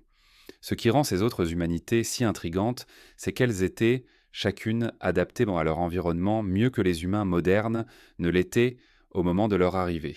Les Néandertaliens étaient bien plus robustes pour affronter le froid. Les Denisoviens semblaient en posséder des traits physiologiques uniques leur permettant de survivre en altitude. Les autres groupes avaient à leurs propres avantages locaux. À première vue, ce sont eux qui auraient dû perdurer, mais la disparition ne fut pas toujours due à une confrontation directe. Le climat changeait, encore et toujours, les territoires accessibles se modifiaient, les ressources devenaient plus imprévisibles. Les espèces humaines déjà établies, parfaitement adaptées à un environnement stable, se retrouvaient désavantagées dans un monde instable. Leur spécialisation se retournait contre elles. Les humains modernes, eux, étaient moins spécialisés, moins robustes peut-être, mais leur flexibilité cognitive leur donnait un avantage décisif. Ils pouvaient changer leurs habitudes plus vite que les autres espèces humaines ne pouvaient en changer leur corps. Cela ne signifie pas que les humains modernes remportèrent une victoire consciente. Il n'y eut pas de conquête orchestrée ni de stratégie collective. Ce fut un glissement subtil, presque invisible, où les groupes capables de s'adapter culturellement survécurent un peu mieux, un peu plus longtemps. Les autres, malgré leur qualité physique, finirent par se raréfier. Chaque hiver rude, chaque sécheresse imprévue, chaque déplacement de troupeaux accentuait les difficultés des populations spécialisées. Cependant, l'ombre de ces humanités disparues continue de vivre en nous. Une petite part de l'ADN néandertalien subsiste dans plusieurs populations actuelles. Certains gènes hérités d'eux influencent encore notre système immunitaire, notre peau, voire certains aspects de notre physiologie. De même, certaines populations asiatiques portent des fragments d'ADN denisovien, preuve discrète mais indéniable d'anciens métissages. Ces traces génétiques ne sont pas des vestiges anecdotiques. Elles sont la preuve que l'humanité moderne ne s'est pas construite seule. Elle s'est mélangée, enrichie, recomposée. Pourtant, malgré ces échanges, aucune de ces humanités n'a perduré. Leur extinction demeure un mystère incomplet. Les facteurs climatiques, la réduction des territoires habitables, les pressions démographiques, les maladies et la compétition indirecte jouent chacun un rôle possible. Mais il existe une autre dimension, plus subtile, celle de la capacité à créer des structures sociales complexes, à transmettre des savoirs, à s'adapter sans attendre les générations biologiques. Les humains modernes développèrent un type de cohésion que les autres espèces humaines n'avaient peut-être pas atteinte. Une manière de gérer les conflits internes, de partager des ressources, de répartir des tâches, de créer des alliances durables. Ce tissu social était leur véritable avantage. Il leur permettait d'absorber les pertes, de reconstruire après une catastrophe, de partager l'expérience d'un individu avec tout un groupe. Peut-être est-ce là que réside le secret de la survie, non dans la force ou la spécialisation, mais dans l'ingéniosité collective. À mesure que les millénaires passaient, l'ombre des autres humanités devint de plus en plus légère. Leurs territoires en rétrécissaient, leurs populations déclinèrent. Certains groupes tentèrent peut-être de s'allier aux humains modernes, d'autres se replièrent dans des régions isolées où leurs traces s'effacèrent lentement. Il n'y eut pas forcément de dernier moment, pas de bataille finale ni de signal clair. Simplement un silence grandissant, un effacement progressif jusqu'à ce que la Terre ne porte plus qu'une seule humanité. Cet effacement n'est pas une victoire. Il est une perte. Une bibliothèque entière de possibilités évolutives a disparu. Des façons de percevoir le monde, de marcher, de penser, de parler ont été perdues à jamais. Nous ne pouvons que deviner leur diversité à travers quelques fragments d'os ou quelques pourcentages dans notre génome. Et pourtant, cette disparition joue un rôle essentiel dans l'histoire de notre propre stagnation biologique, car lorsque les autres humanités disparurent, la possibilité de mélanger des traits variés, de diversifier notre espèce par métissage profond, diminua radicalement. Avec la fin de ces humanités parallèles, la nôtre devint l'unique dépositaire de l'avenir. Cette singularité allait fixer plus encore notre patrimoine génétique, le rendant stable, presque immobile, à mesure que la culture prenait le relais de l'évolution biologique. Une espèce seule évolue moins vite qu'une espèce entourée de variations proches. Lorsque l'ombre des autres humanités disparut, la nôtre devint plus isolée que jamais, et donc plus stable. Cette stabilité, qui aurait pu être un signe de fragilité, allait devenir le socle de la prochaine étape, celle où l'évolution humaine, désormais presque figée dans ses formes biologiques, serait entièrement portée par la culture, la technique et la mémoire collective. Dans les chapitres qui suivent, cette transition se dévoilera davantage, éclairant le moment où l'humanité cessa véritablement de changer par son corps pour commencer à se transformer par son esprit. À un moment que l'on ne peut dater précisément, quelque chose bascula dans le destin de notre espèce. Ce basculement n'eut rien de spectaculaire. Pas d'événement brutal, pas de rupture claire dans les archives fossiles, pas de mutation décisive. Il se manifesta d'abord comme une lente divergence entre deux forces. D'un côté, le monde extérieur continuait d'imposer des pressions, exigeant toujours plus d'adaptation. De l'autre, le corps humain n'évoluait plus assez vite pour répondre à ces exigences. Ce décalage croissant n'était pas un échec de l'évolution, mais une conséquence directe de la fragilité démographique, de ces goulets d'étranglement, de la disparition des autres humanités et du rôle grandissant du langage. L'évolution biologique devenait trop lente et l'humanité se retrouvait suspendue dans un état étrange où son avenir ne dépendait plus entièrement de ses gènes. Cette lenteur ne signifie pas que les humains cessèrent totalement d'évoluer. La nature n'arrête jamais ses processus, mais ceux-ci perdirent en intensité, en variation, en profondeur. Le monde changeait plus vite que les générations ne pouvaient se succéder. Les environnements se modifiaient trop rapidement pour permettre à de nouvelles mutations de se fixer de manière durable. Une espèce n'évolue pas par volonté, mais par contrainte. Lorsque les pressions qui s'exercent sur elle changent trop souvent, l'évolution se retrouve désynchronisée.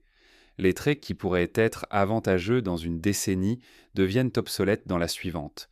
Ceux qui étaient adaptés à une région ne servent plus à rien dans une autre. Cette instabilité permanente empêcha les humains de développer les spécialisations que d'autres animaux avaient pu acquérir.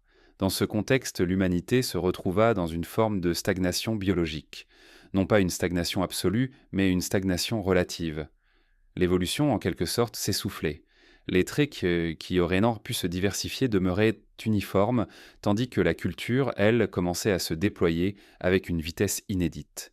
Ce contraste est l'un des mystères les plus fascinants de notre histoire. Pourquoi notre biologie avançait-elle si lentement alors que nos idées se multipliaient à une vitesse croissante ?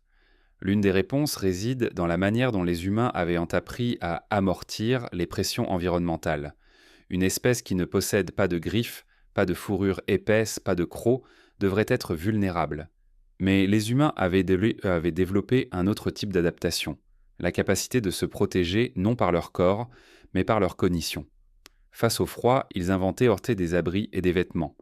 Face aux prédateurs, ils élaborèrent des stratégies de groupe et des outils.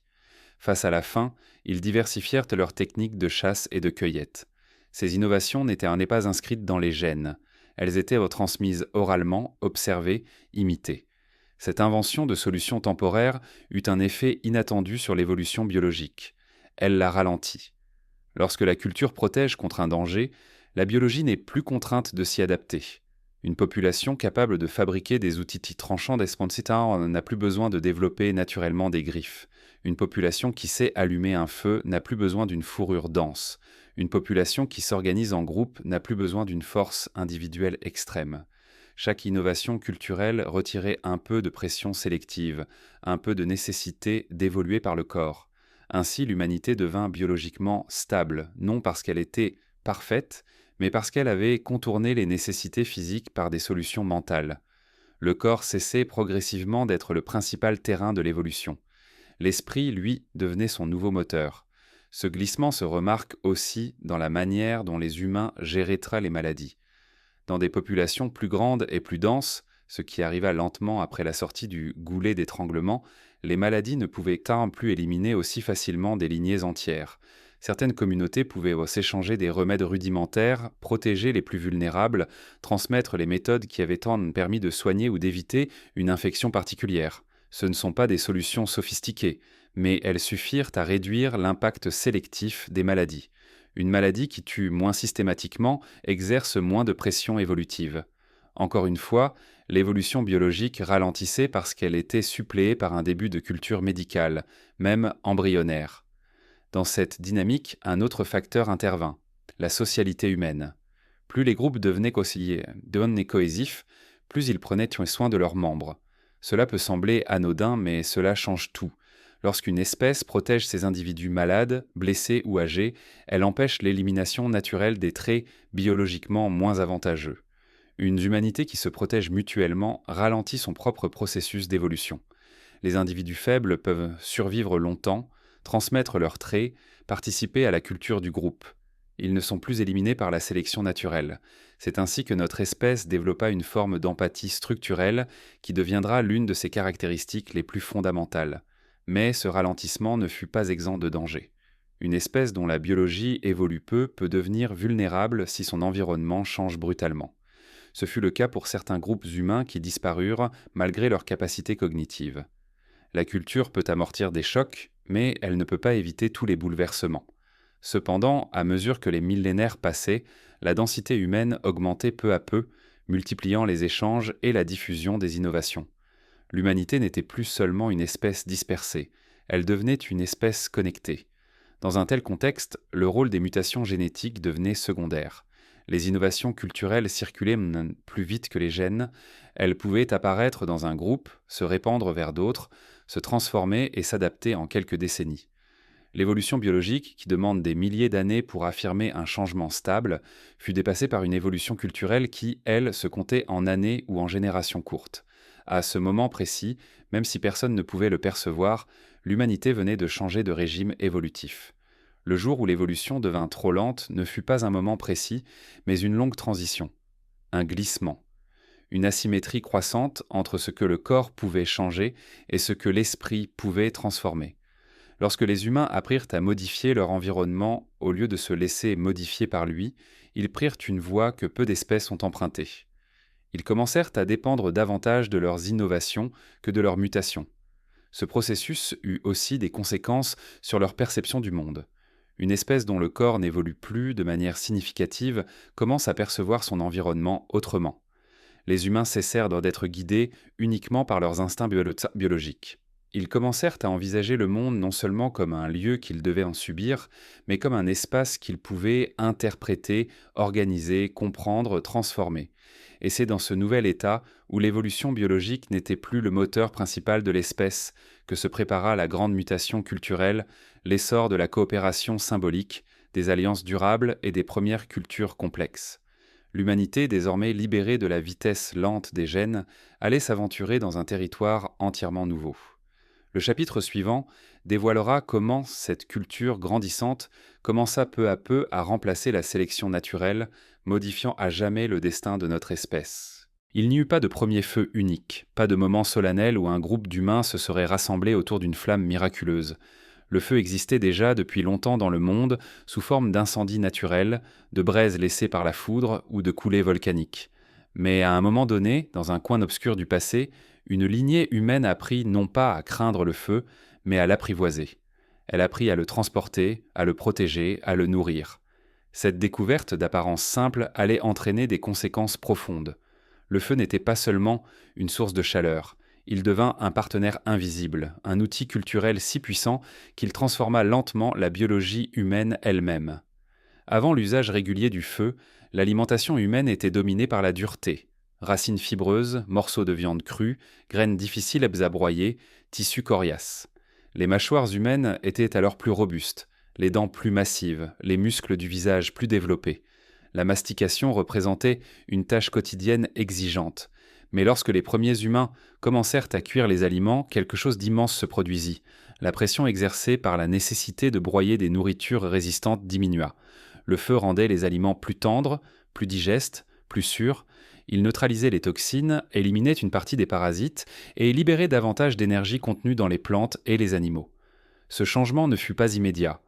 Pendant plusieurs millénaires, les humains alternèrent entre alimentation crue et cuite, entre rituels anciens et gestes nouveaux. Mais peu à peu, la cuisine devint un pilier du quotidien. Les enfants grandirent en mangeant des nourritures plus douces, les adultes vieillissaient avec moins d'usure dentaire, les nourrissons pouvaient renaître sevrés plus tôt grâce à des bouillies de plus faciles à avaler. Cette transition alimentaire eut un impact considérable sur le corps, mais un impact paradoxal. Elle ne rendit pas les humains plus forts, mais plus graciles. Les grandes mâchoires, autrefois nécessaires, commencèrent à perdre leur utilité. Les muscles faciaux diminuèrent, les dents devinrent plus petites, la structure du crâne se modifia subtilement, libérant de l'espace pour d'autres transformations cognitives. L'énergie qui n'était plus consacrée à broyer de la nourriture pouvait être utilisée ailleurs pour la croissance du cerveau, pour le développement d'activités complexes, pour des formes d'organisation plus élaborées. Le feu, en rendant l'alimentation plus efficace, renforça également les liens sociaux. Cuisiner n'est pas une activité solitaire. Il fallait protéger la flamme, rassembler du combustible, surveiller les braises, préparer les aliments. Autour du feu, les groupes trouvèrent des moments de cohésion, de communication, de transmission.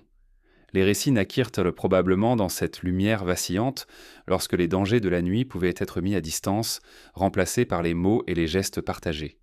Le feu créait un espace où l'humanité pouvait se penser elle-même, où les enfants pouvaient écouter, où les adultes pouvaient en interpréter les signes du monde.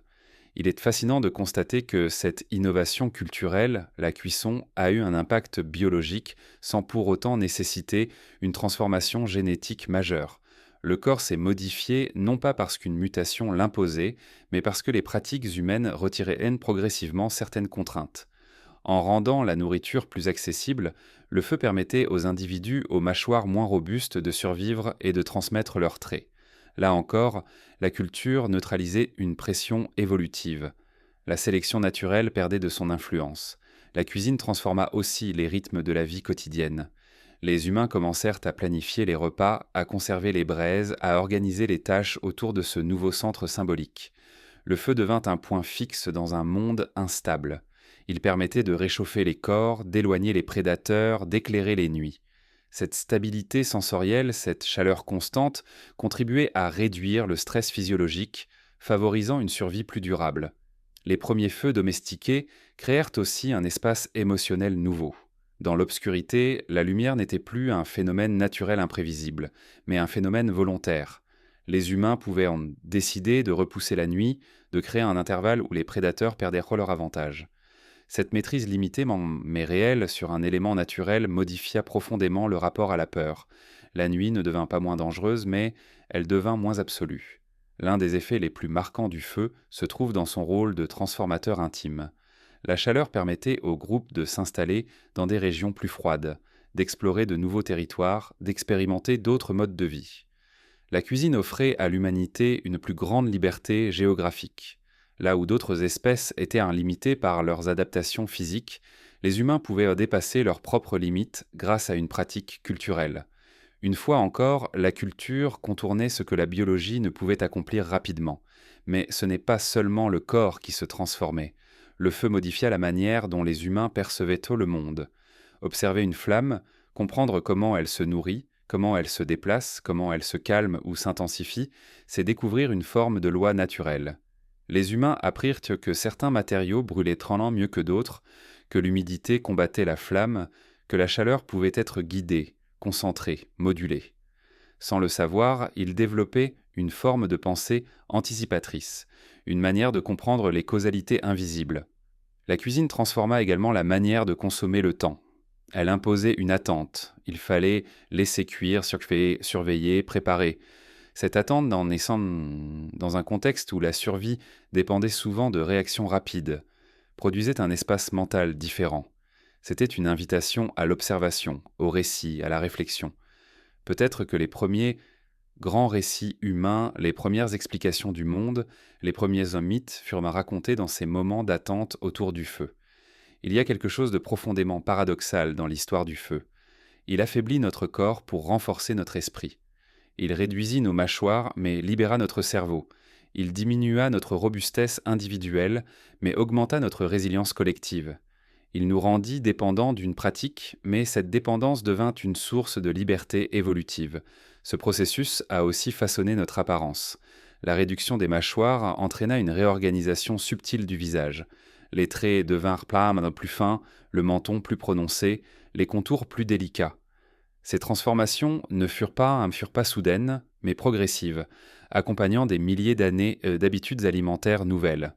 Le visage humain moderne, avec son expression ouverte, son regard lisible, sa finesse osseuse, est en partie le résultat de cette longue cohabitation avec le feu.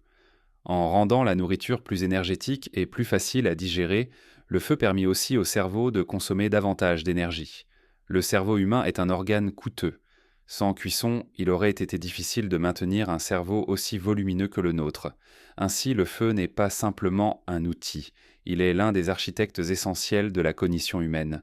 Mais cette alliance avec le feu ne s'arrêta pas là. Elle ouvrit la porte à d'autres innovations. L'élaboration d'outils plus précis, l'apparition des premiers contenants, les expérimentations sur les matériaux chauffés. Elle transforma les rythmes du jour et de la nuit, structura les premières communautés et renforça les premières traditions. Avec la domestication du feu, l'humanité fit un pas déterminant vers une évolution portée non plus par la nature, mais par la culture. Le corps s'allégea, la pensée se densifia, les pratiques devinrent centrales. Et dans cette transformation, une nouvelle étape se préparait, celle où l'esprit humain allait commencer à remodeler le corps davantage que n'importe quel trait biologique, en inventant des formes de protection, de coopération et de symbolisation qui redéfiniront à jamais le sens même de l'évolution. Le chapitre suivant dévoilera comment l'esprit, désormais libéré, commença à devenir le moteur principal de notre devenir. Il existe dans l'histoire humaine un moment presque imperceptible où quelque chose de nouveau surgit. Non pas un outil, non pas une technique, non pas une mutation, quelque chose de plus profond. L'esprit humain commença à remodeler le corps avant même que les gènes ne puissent suivre. Ce renversement est unique dans le règne du vivant. Les autres espèces attendent que la biologie s'ajuste génération après génération pour répondre aux contraintes du milieu.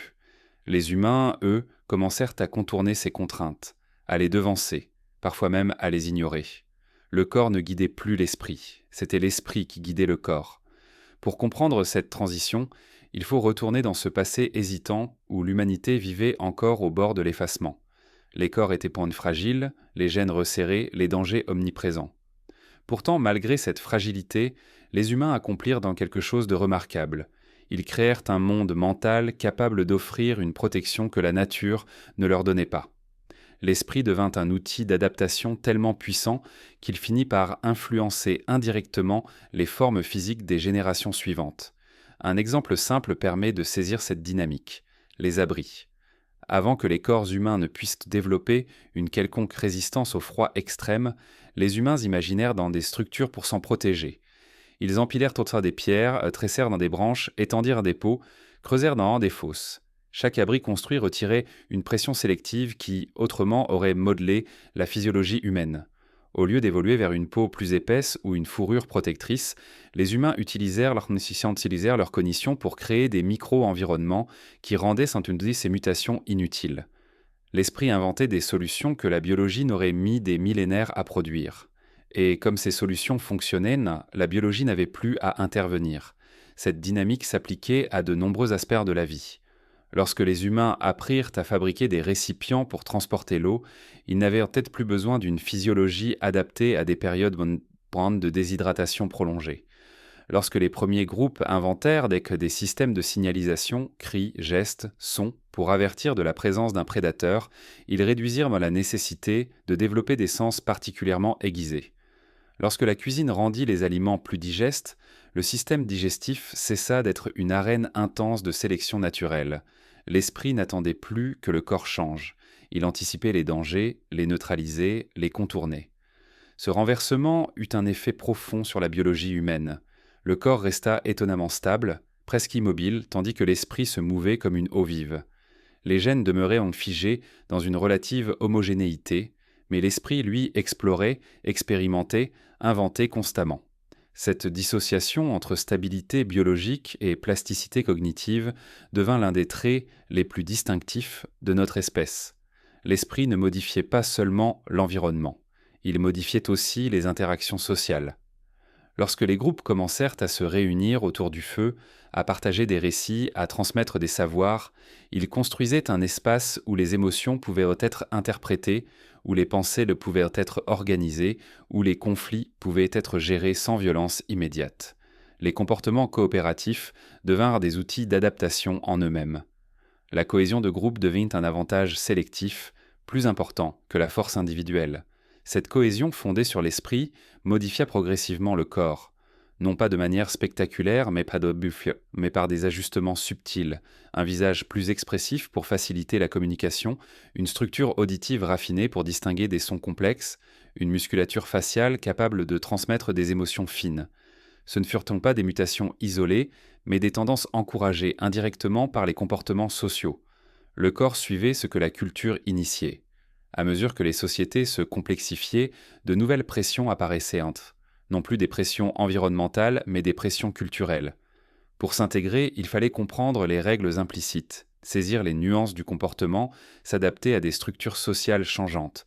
L'attention, la mémoire, la capacité d'anticiper les intentions d'autrui devinrent des ressources précieuses.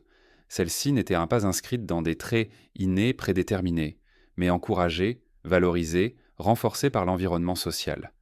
Ainsi naquit une forme de sélection culturelle. Les groupes favorisaient inconsciemment les traits qui rendaient l'individu plus capable d'apprendre, de comprendre, de collaborer. Le cerveau, déjà énergivore, devint un organe encore plus central. Le feu, la cuisine, la coopération, les récits, tout cela créait un environnement où l'intelligence sociale devenait un atout majeur. Mais cette intelligence n'était pas seulement cognitive, elle était aussi imaginative. L'esprit humain pouvait imaginer ce qui n'existait pas, prévoir ce qui n'était pas encore arrivé, se souvenir de ce qui n'était plus là. Cette capacité d'abstraction, née dans les refuges cognitifs primitifs, devint une force évolutive. Elle permettait aux humains de simuler mentalement des dangers sans les affronter, de préparer des outils avant d'en avoir besoin, d'explorer des idées avant d'agir. Ce monde intérieur, en expansion constante, transforma l'humanité de manière plus radicale que n'importe quelle mutation génétique. L'esprit devint un espace où des mondes entiers pouvaient être testés, abandonnés, améliorés. Une telle capacité réduisait encore davantage le besoin d'adaptation biologique. Pourquoi attendre une mutation qui améliorait la manière de chasser quand l'esprit pouvait inventer une nouvelle stratégie en une seule génération? C'est dans ce contexte que le corps, paradoxalement, commença à s'alléger. Les os du visage s'affinèrent, les structures dentaires devinrent moins robustes, la musculature se fit plus souple. Le cerveau, lui, occupait un espace toujours plus important. Non parce qu'une mutation l'imposait, mais parce que l'environnement culturel encourageait les individus à exploiter davantage leurs capacités cognitives. Le corps suivait, lentement mais sûrement, la direction indiquée par l'esprit. Ce phénomène explique pourquoi certaines caractéristiques humaines demeurent presque universelles malgré des cultures extrêmement variées. La forme du visage, de la mâchoire, du crâne, tout cela témoigne d'un corps qui a été moins sculpté par la nature que par la culture. L'esprit guidait l'évolution, non en modifiant directement les gènes, mais en changeant les conditions dans lesquelles certaines caractéristiques devenaient moins nécessaires, moins utiles, moins sélectionnées. Le plus saisissant est désormais peut-être ceci. Ce processus n'a jamais cessé. Même aujourd'hui, l'esprit continue de remodeler le corps. Nos environnements technologiques atténuent un certain stress, accentuent un d'autre, modifient nos postures, nos rythmes, nos comportements, et ces changements influencent indirectement la manière dont certains traits seront transmis ou favorisés. Le moment que nous explorons maintenant est celui où cette dynamique commence. Une période où l'esprit prend une avance sur le corps, où la pensée construit un espace que la biologie n'a plus besoin de suivre de près. Une période où l'humain devient, pour la première fois, une espèce qui évolue principalement par ses représentations et ses comportements plutôt que par des mutations inscrites dans sa chair. Dans le chapitre suivant, nous verrons comment cette transformation interne, déjà profonde, allait s'amplifier grâce à la coopération. Une coopération non plus basée seulement sur la survie immédiate, mais sur une vision partagée du monde, capable de créer des alliances si solides qu'elles allaient conférer aux humains une forme d'immortalité collective qui dépasserait largement les limites individuelles. Il existe au cœur de l'histoire humaine une force si discrète qu'elle a longtemps échappé aux récits sur nos origines, une force qui n'a rien d'un instinct animal, ni d'un réflexe biologique, ni d'un avantage physique. Cette force, c'est la coopération. Sans elle, aucune lignée humaine n'aurait franchi les goulets d'étranglement, aucune idée n'aurait survécu aux bouleversements climatiques, aucune culture n'aurait pu se transmettre au-delà d'une poignée de générations. La coopération n'a pas seulement permis aux humains de perdurer, elle leur a offert une forme d'immortalité collective. Dans un monde où chaque individu pouvait disparaître en un instant, ce fut elle qui assura que quelque chose continue malgré tout. Pour comprendre cette mutation sociale et cognitive, il faut revenir à ces temps où les humains, encore dispersés et fragiles, luttaient pour leur survie au quotidien. Les groupes n'étaient pas seulement des unités de chasse, ils étaient des structures essentielles pour maintenir les savoirs, partager les ressources, protéger les plus vulnérables. La coopération devint le tissu invisible qui permettait aux groupes de se reconstituer malgré les pertes. Elle ne se réduisait pas à l'entraide ponctuelle. Elle prenait la forme d'une solidarité structurelle, d'un engagement durable entre des individus qui savaient qu'ils n'auraient aucune chance seuls. Dans les groupes humains, la survie ne dépendait pas simplement de la force de chacun, mais de la synchronisation des efforts. Un chasseur blessé pouvait être soutenu par les siens. Une mère affaiblie pouvait recevoir de la nourriture pour continuer d'allaiter. Un ancien porteur d'un savoir essentiel pouvait être protégé contre les menaces. Chaque vie avait un sens au-delà de l'individu. Chaque membre était un fragment de mémoire, un morceau d'expérience, un vecteur d'histoire. Cette logique transforma profondément la dynamique évolutive de l'espèce. Une communauté qui protège les siens ralentit la sélection biologique, mais elle renforce la transmission culturelle. Et cette transmission, à son tour, crée une structure encore plus solide, capable de résister à des crises répétées. La coopération devint le moteur principal de l'humanité, non pas parce qu'elle était morale, mais parce qu'elle était fonctionnelle. Dans les premières sociétés humaines, la coopération prit plusieurs formes. Il y avait la coopération alimentaire, le partage des ressources, la coopération parentale, où les enfants étaient éduqués non seulement par leurs parents, mais par tout le groupe. La coopération cognitive, où les observations et les connaissances étaient des mises en commun. Et enfin, la coopération symbolique, où les expériences étaient transformées en récits, en gestes, en rites. Ce dernier type de coopération marque une rupture décisive. Lorsque les humains commencèrent à partager non seulement des objets ou des tâches, mais aussi des significations, leur cohésion devint plus forte que celle de n'importe quelle autre espèce. Ils apprirent à voir le monde sous un angle commun, à interpréter les signes de manière similaire, à anticiper les dangers ensemble. Leur réalité devint une réalité partagée. Cette convergence mentale favorisa l'émergence de règles implicites. Les humains n'avaient pas encore développé des systèmes non moraux élaborés, mais ils savaient déjà distinguer ce qui renforçait le groupe de ce qui le fragilisait.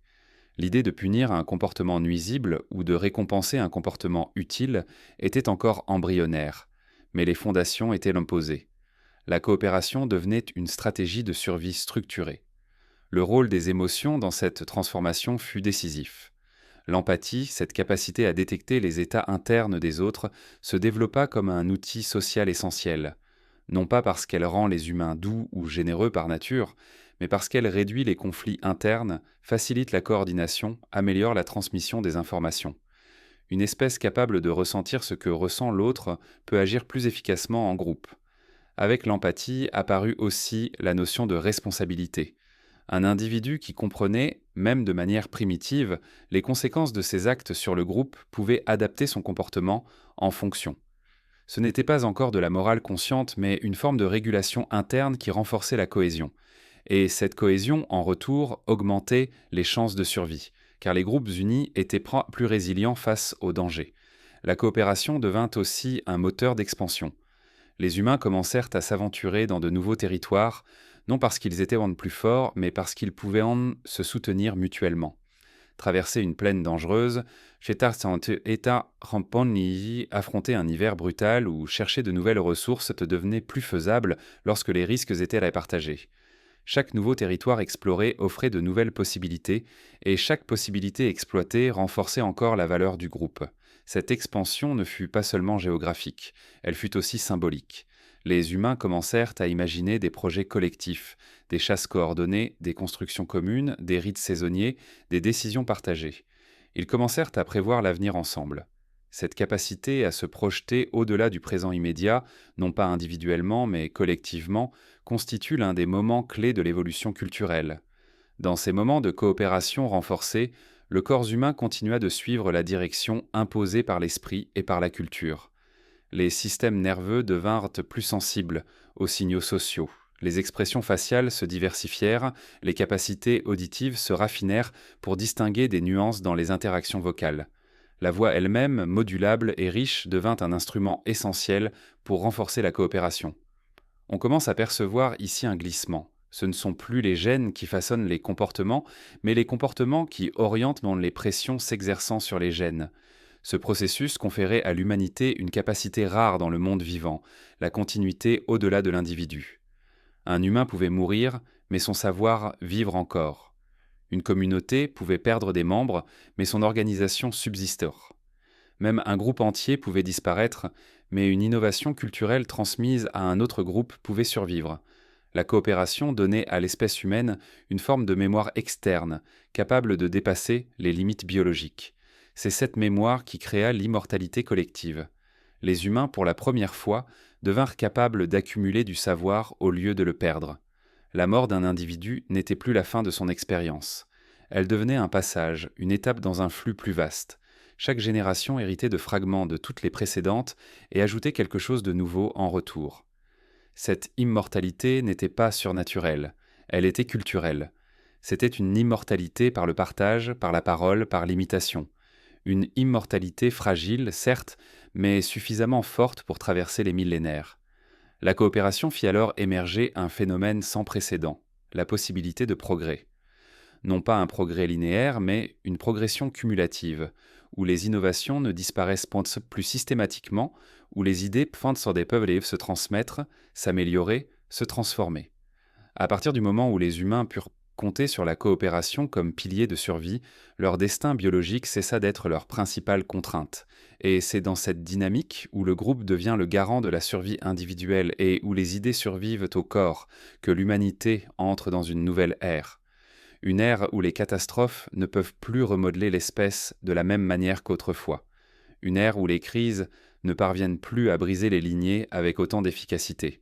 Une ère où les changements extérieurs seront absorbés, interprétés, gérés par un tissu culturel de plus en plus dense. Dans le prochain chapitre, nous verrons comment ces catastrophes, autrefois sculptantes, perdirent leur pouvoir sur nous, et comment l'humanité, désormais soutenue par la coopération, devint une espèce capable d'échapper même aux forces qui avaient façonné toutes les autres formes de vie depuis des millions d'années. Il fut un temps où chaque catastrophe, chaque sécheresse, chaque période de froid, chaque épidémie sculptait l'humanité avec une précision implacable. Le moindre bouleversement laissait son empreinte dans les corps, dans les lignées, dans les trajectoires génétiques.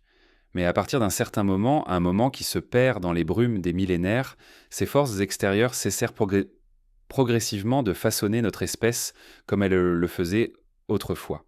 Non pas parce que les catastrophes disparurent, elles demeuraient, j'y mets, tout aussi brutales, tout aussi aveugles, mais parce que l'humanité avait construit des protections culturelles capables de neutraliser une partie de leurs effets. Les événements qui avaient pendant des millions d'années déterminé le destin des espèces vivantes devinrent pour nous des adversaires puissants mais non décisifs. Cela ne signifie pas que les catastrophes cessèrent d'être douloureuses. Elles continuèrent de provoquer des migrations forcées, des famines, des conflits, des pertes innombrables. Mais elles ne remodelaient plus l'humanité en profondeur. Les lignées ne disparaissaient plus à la même vitesse. Les traits évolutifs ne se transformaient plus sous l'effet de ces épreuves. L'humanité, désormais protégée par sa culture et sa coopération, absorbait les chocs sans se briser. Elle pliait mais ne se remodelait plus. Pour comprendre cette mutation, il faut imaginer les humains quelques millénaires après les premières grandes phases de coopération.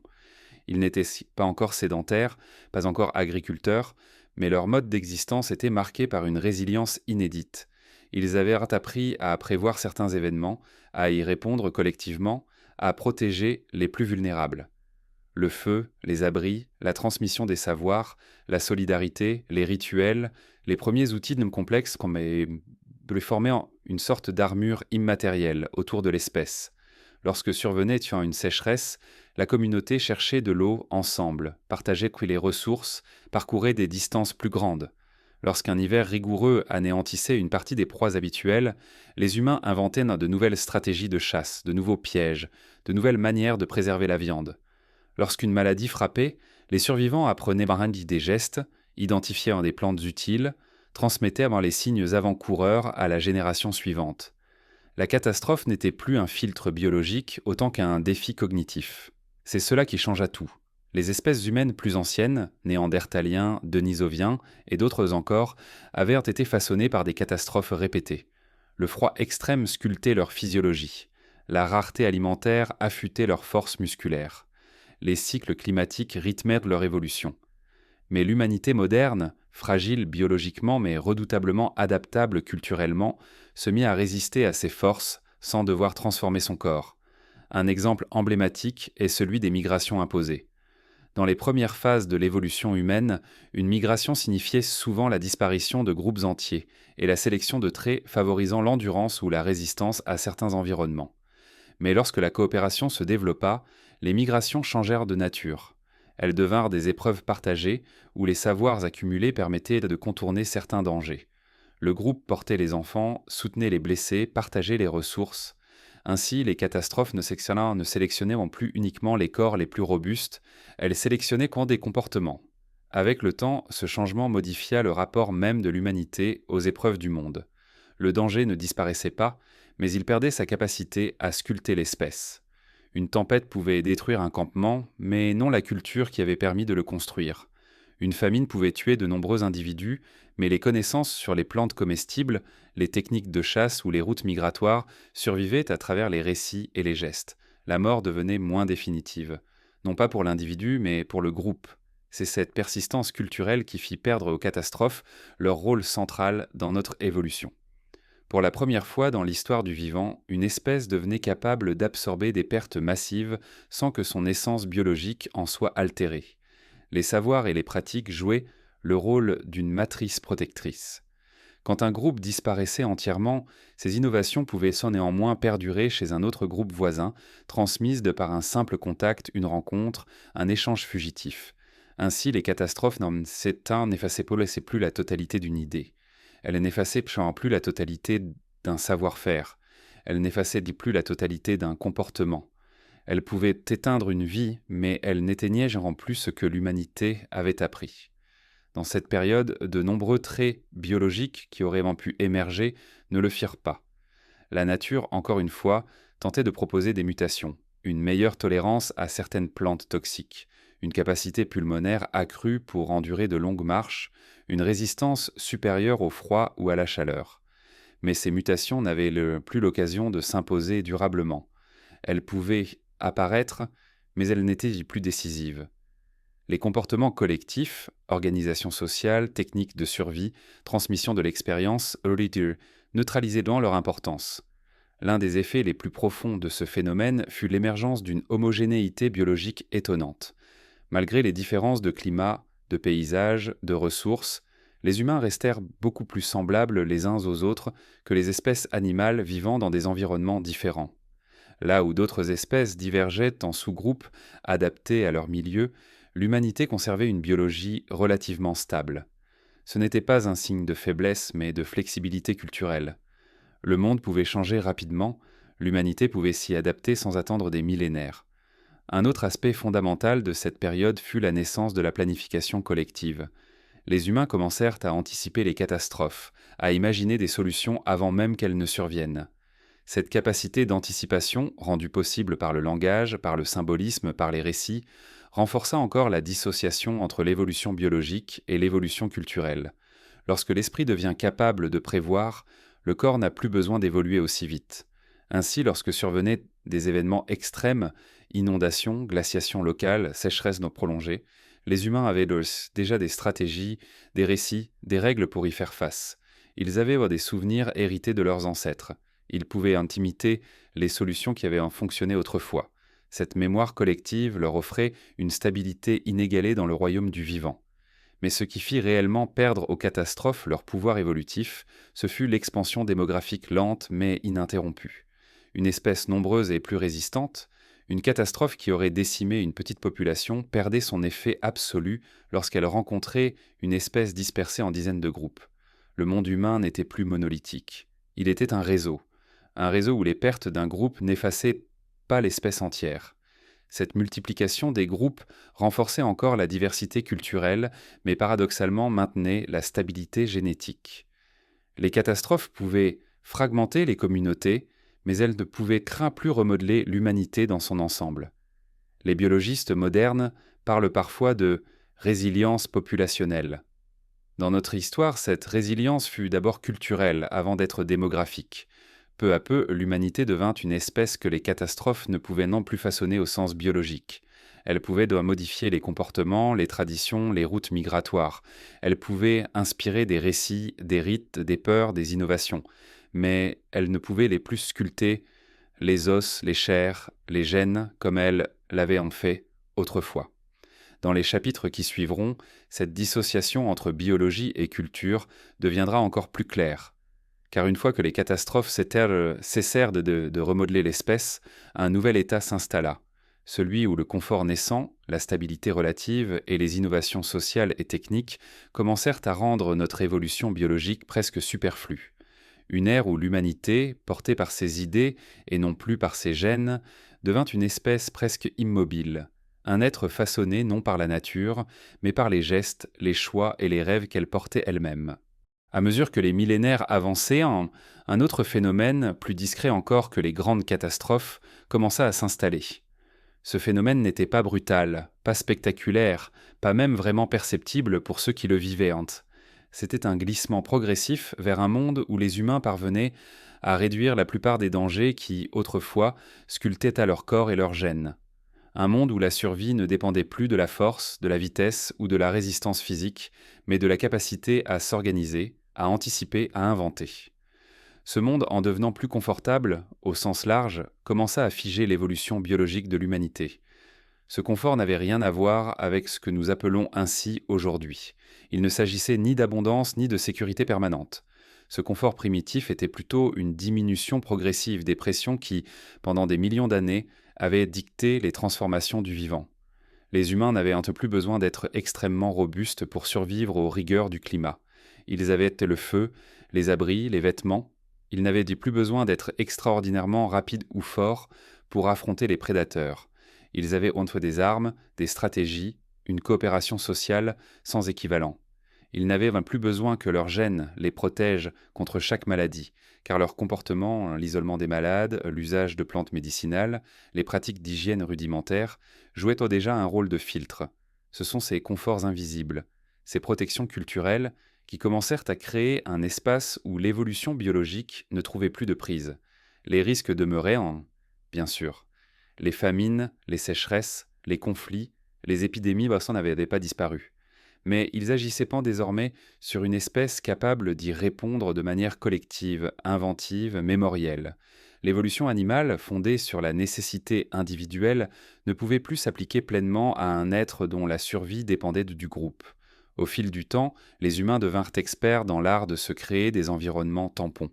Ils choisirent les lieux les plus favorables, adaptèrent leur déplacement au cycle naturel, apprirent à interpréter les signes du climat bien avant qu'un changement ne devienne fatal. Ils s'organisèrent en groupes de plus en plus stables, au sein desquels les tâches étaient réparties, où chacun avait une place, une fonction, une utilité. Cette organisation devenait une armure. Elle absorbait les chocs, amortissait les pertes, distribuait les responsabilités. Un individu particulièrement fragile pouvait survivre grâce à elle et transmettre ses traits biologiques, ce qui n'aurait jamais été possible dans un mode de vie strictement soumis à la sélection naturelle. Les pressions évolutives, autrefois cohérentes et sévères, devenaient irrégulières, imprécises, presque inefficaces. Dans un monde où la culture protège, la biologie n'a plus besoin de s'adapter. Ce ralentissement s'accentua lorsqu'apparurent les premières formes de prévoyance collective. L'humanité commença à stocker des ressources, à planifier des déplacements avant l'arrivée des saisons difficiles, à organiser des rôles plus spécialisés. Cette capacité à anticiper réduit encore davantage l'impact des épreuves naturelles.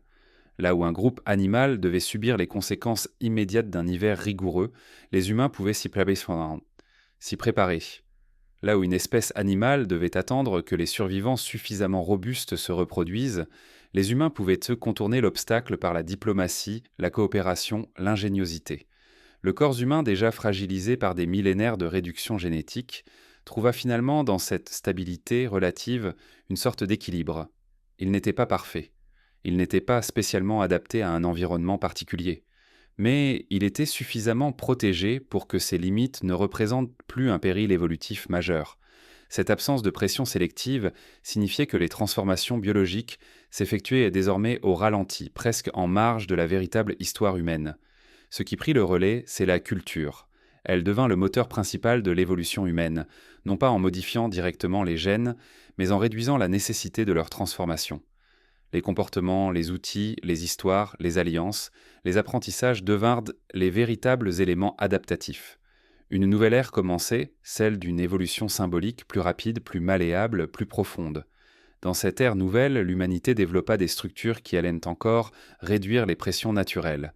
Les prémices de la sédentarité, avant même l'agriculture, encourageaient ainsi certains groupes à rester plus longtemps dans des lieux stables, à exploiter plus efficacement les ressources locales. Les outils de pierre devinrent plus précis, plus variés, plus spécialisés. Les techniques de chasse se complexifièrent, rendant moins nécessaire la puissance physique brute.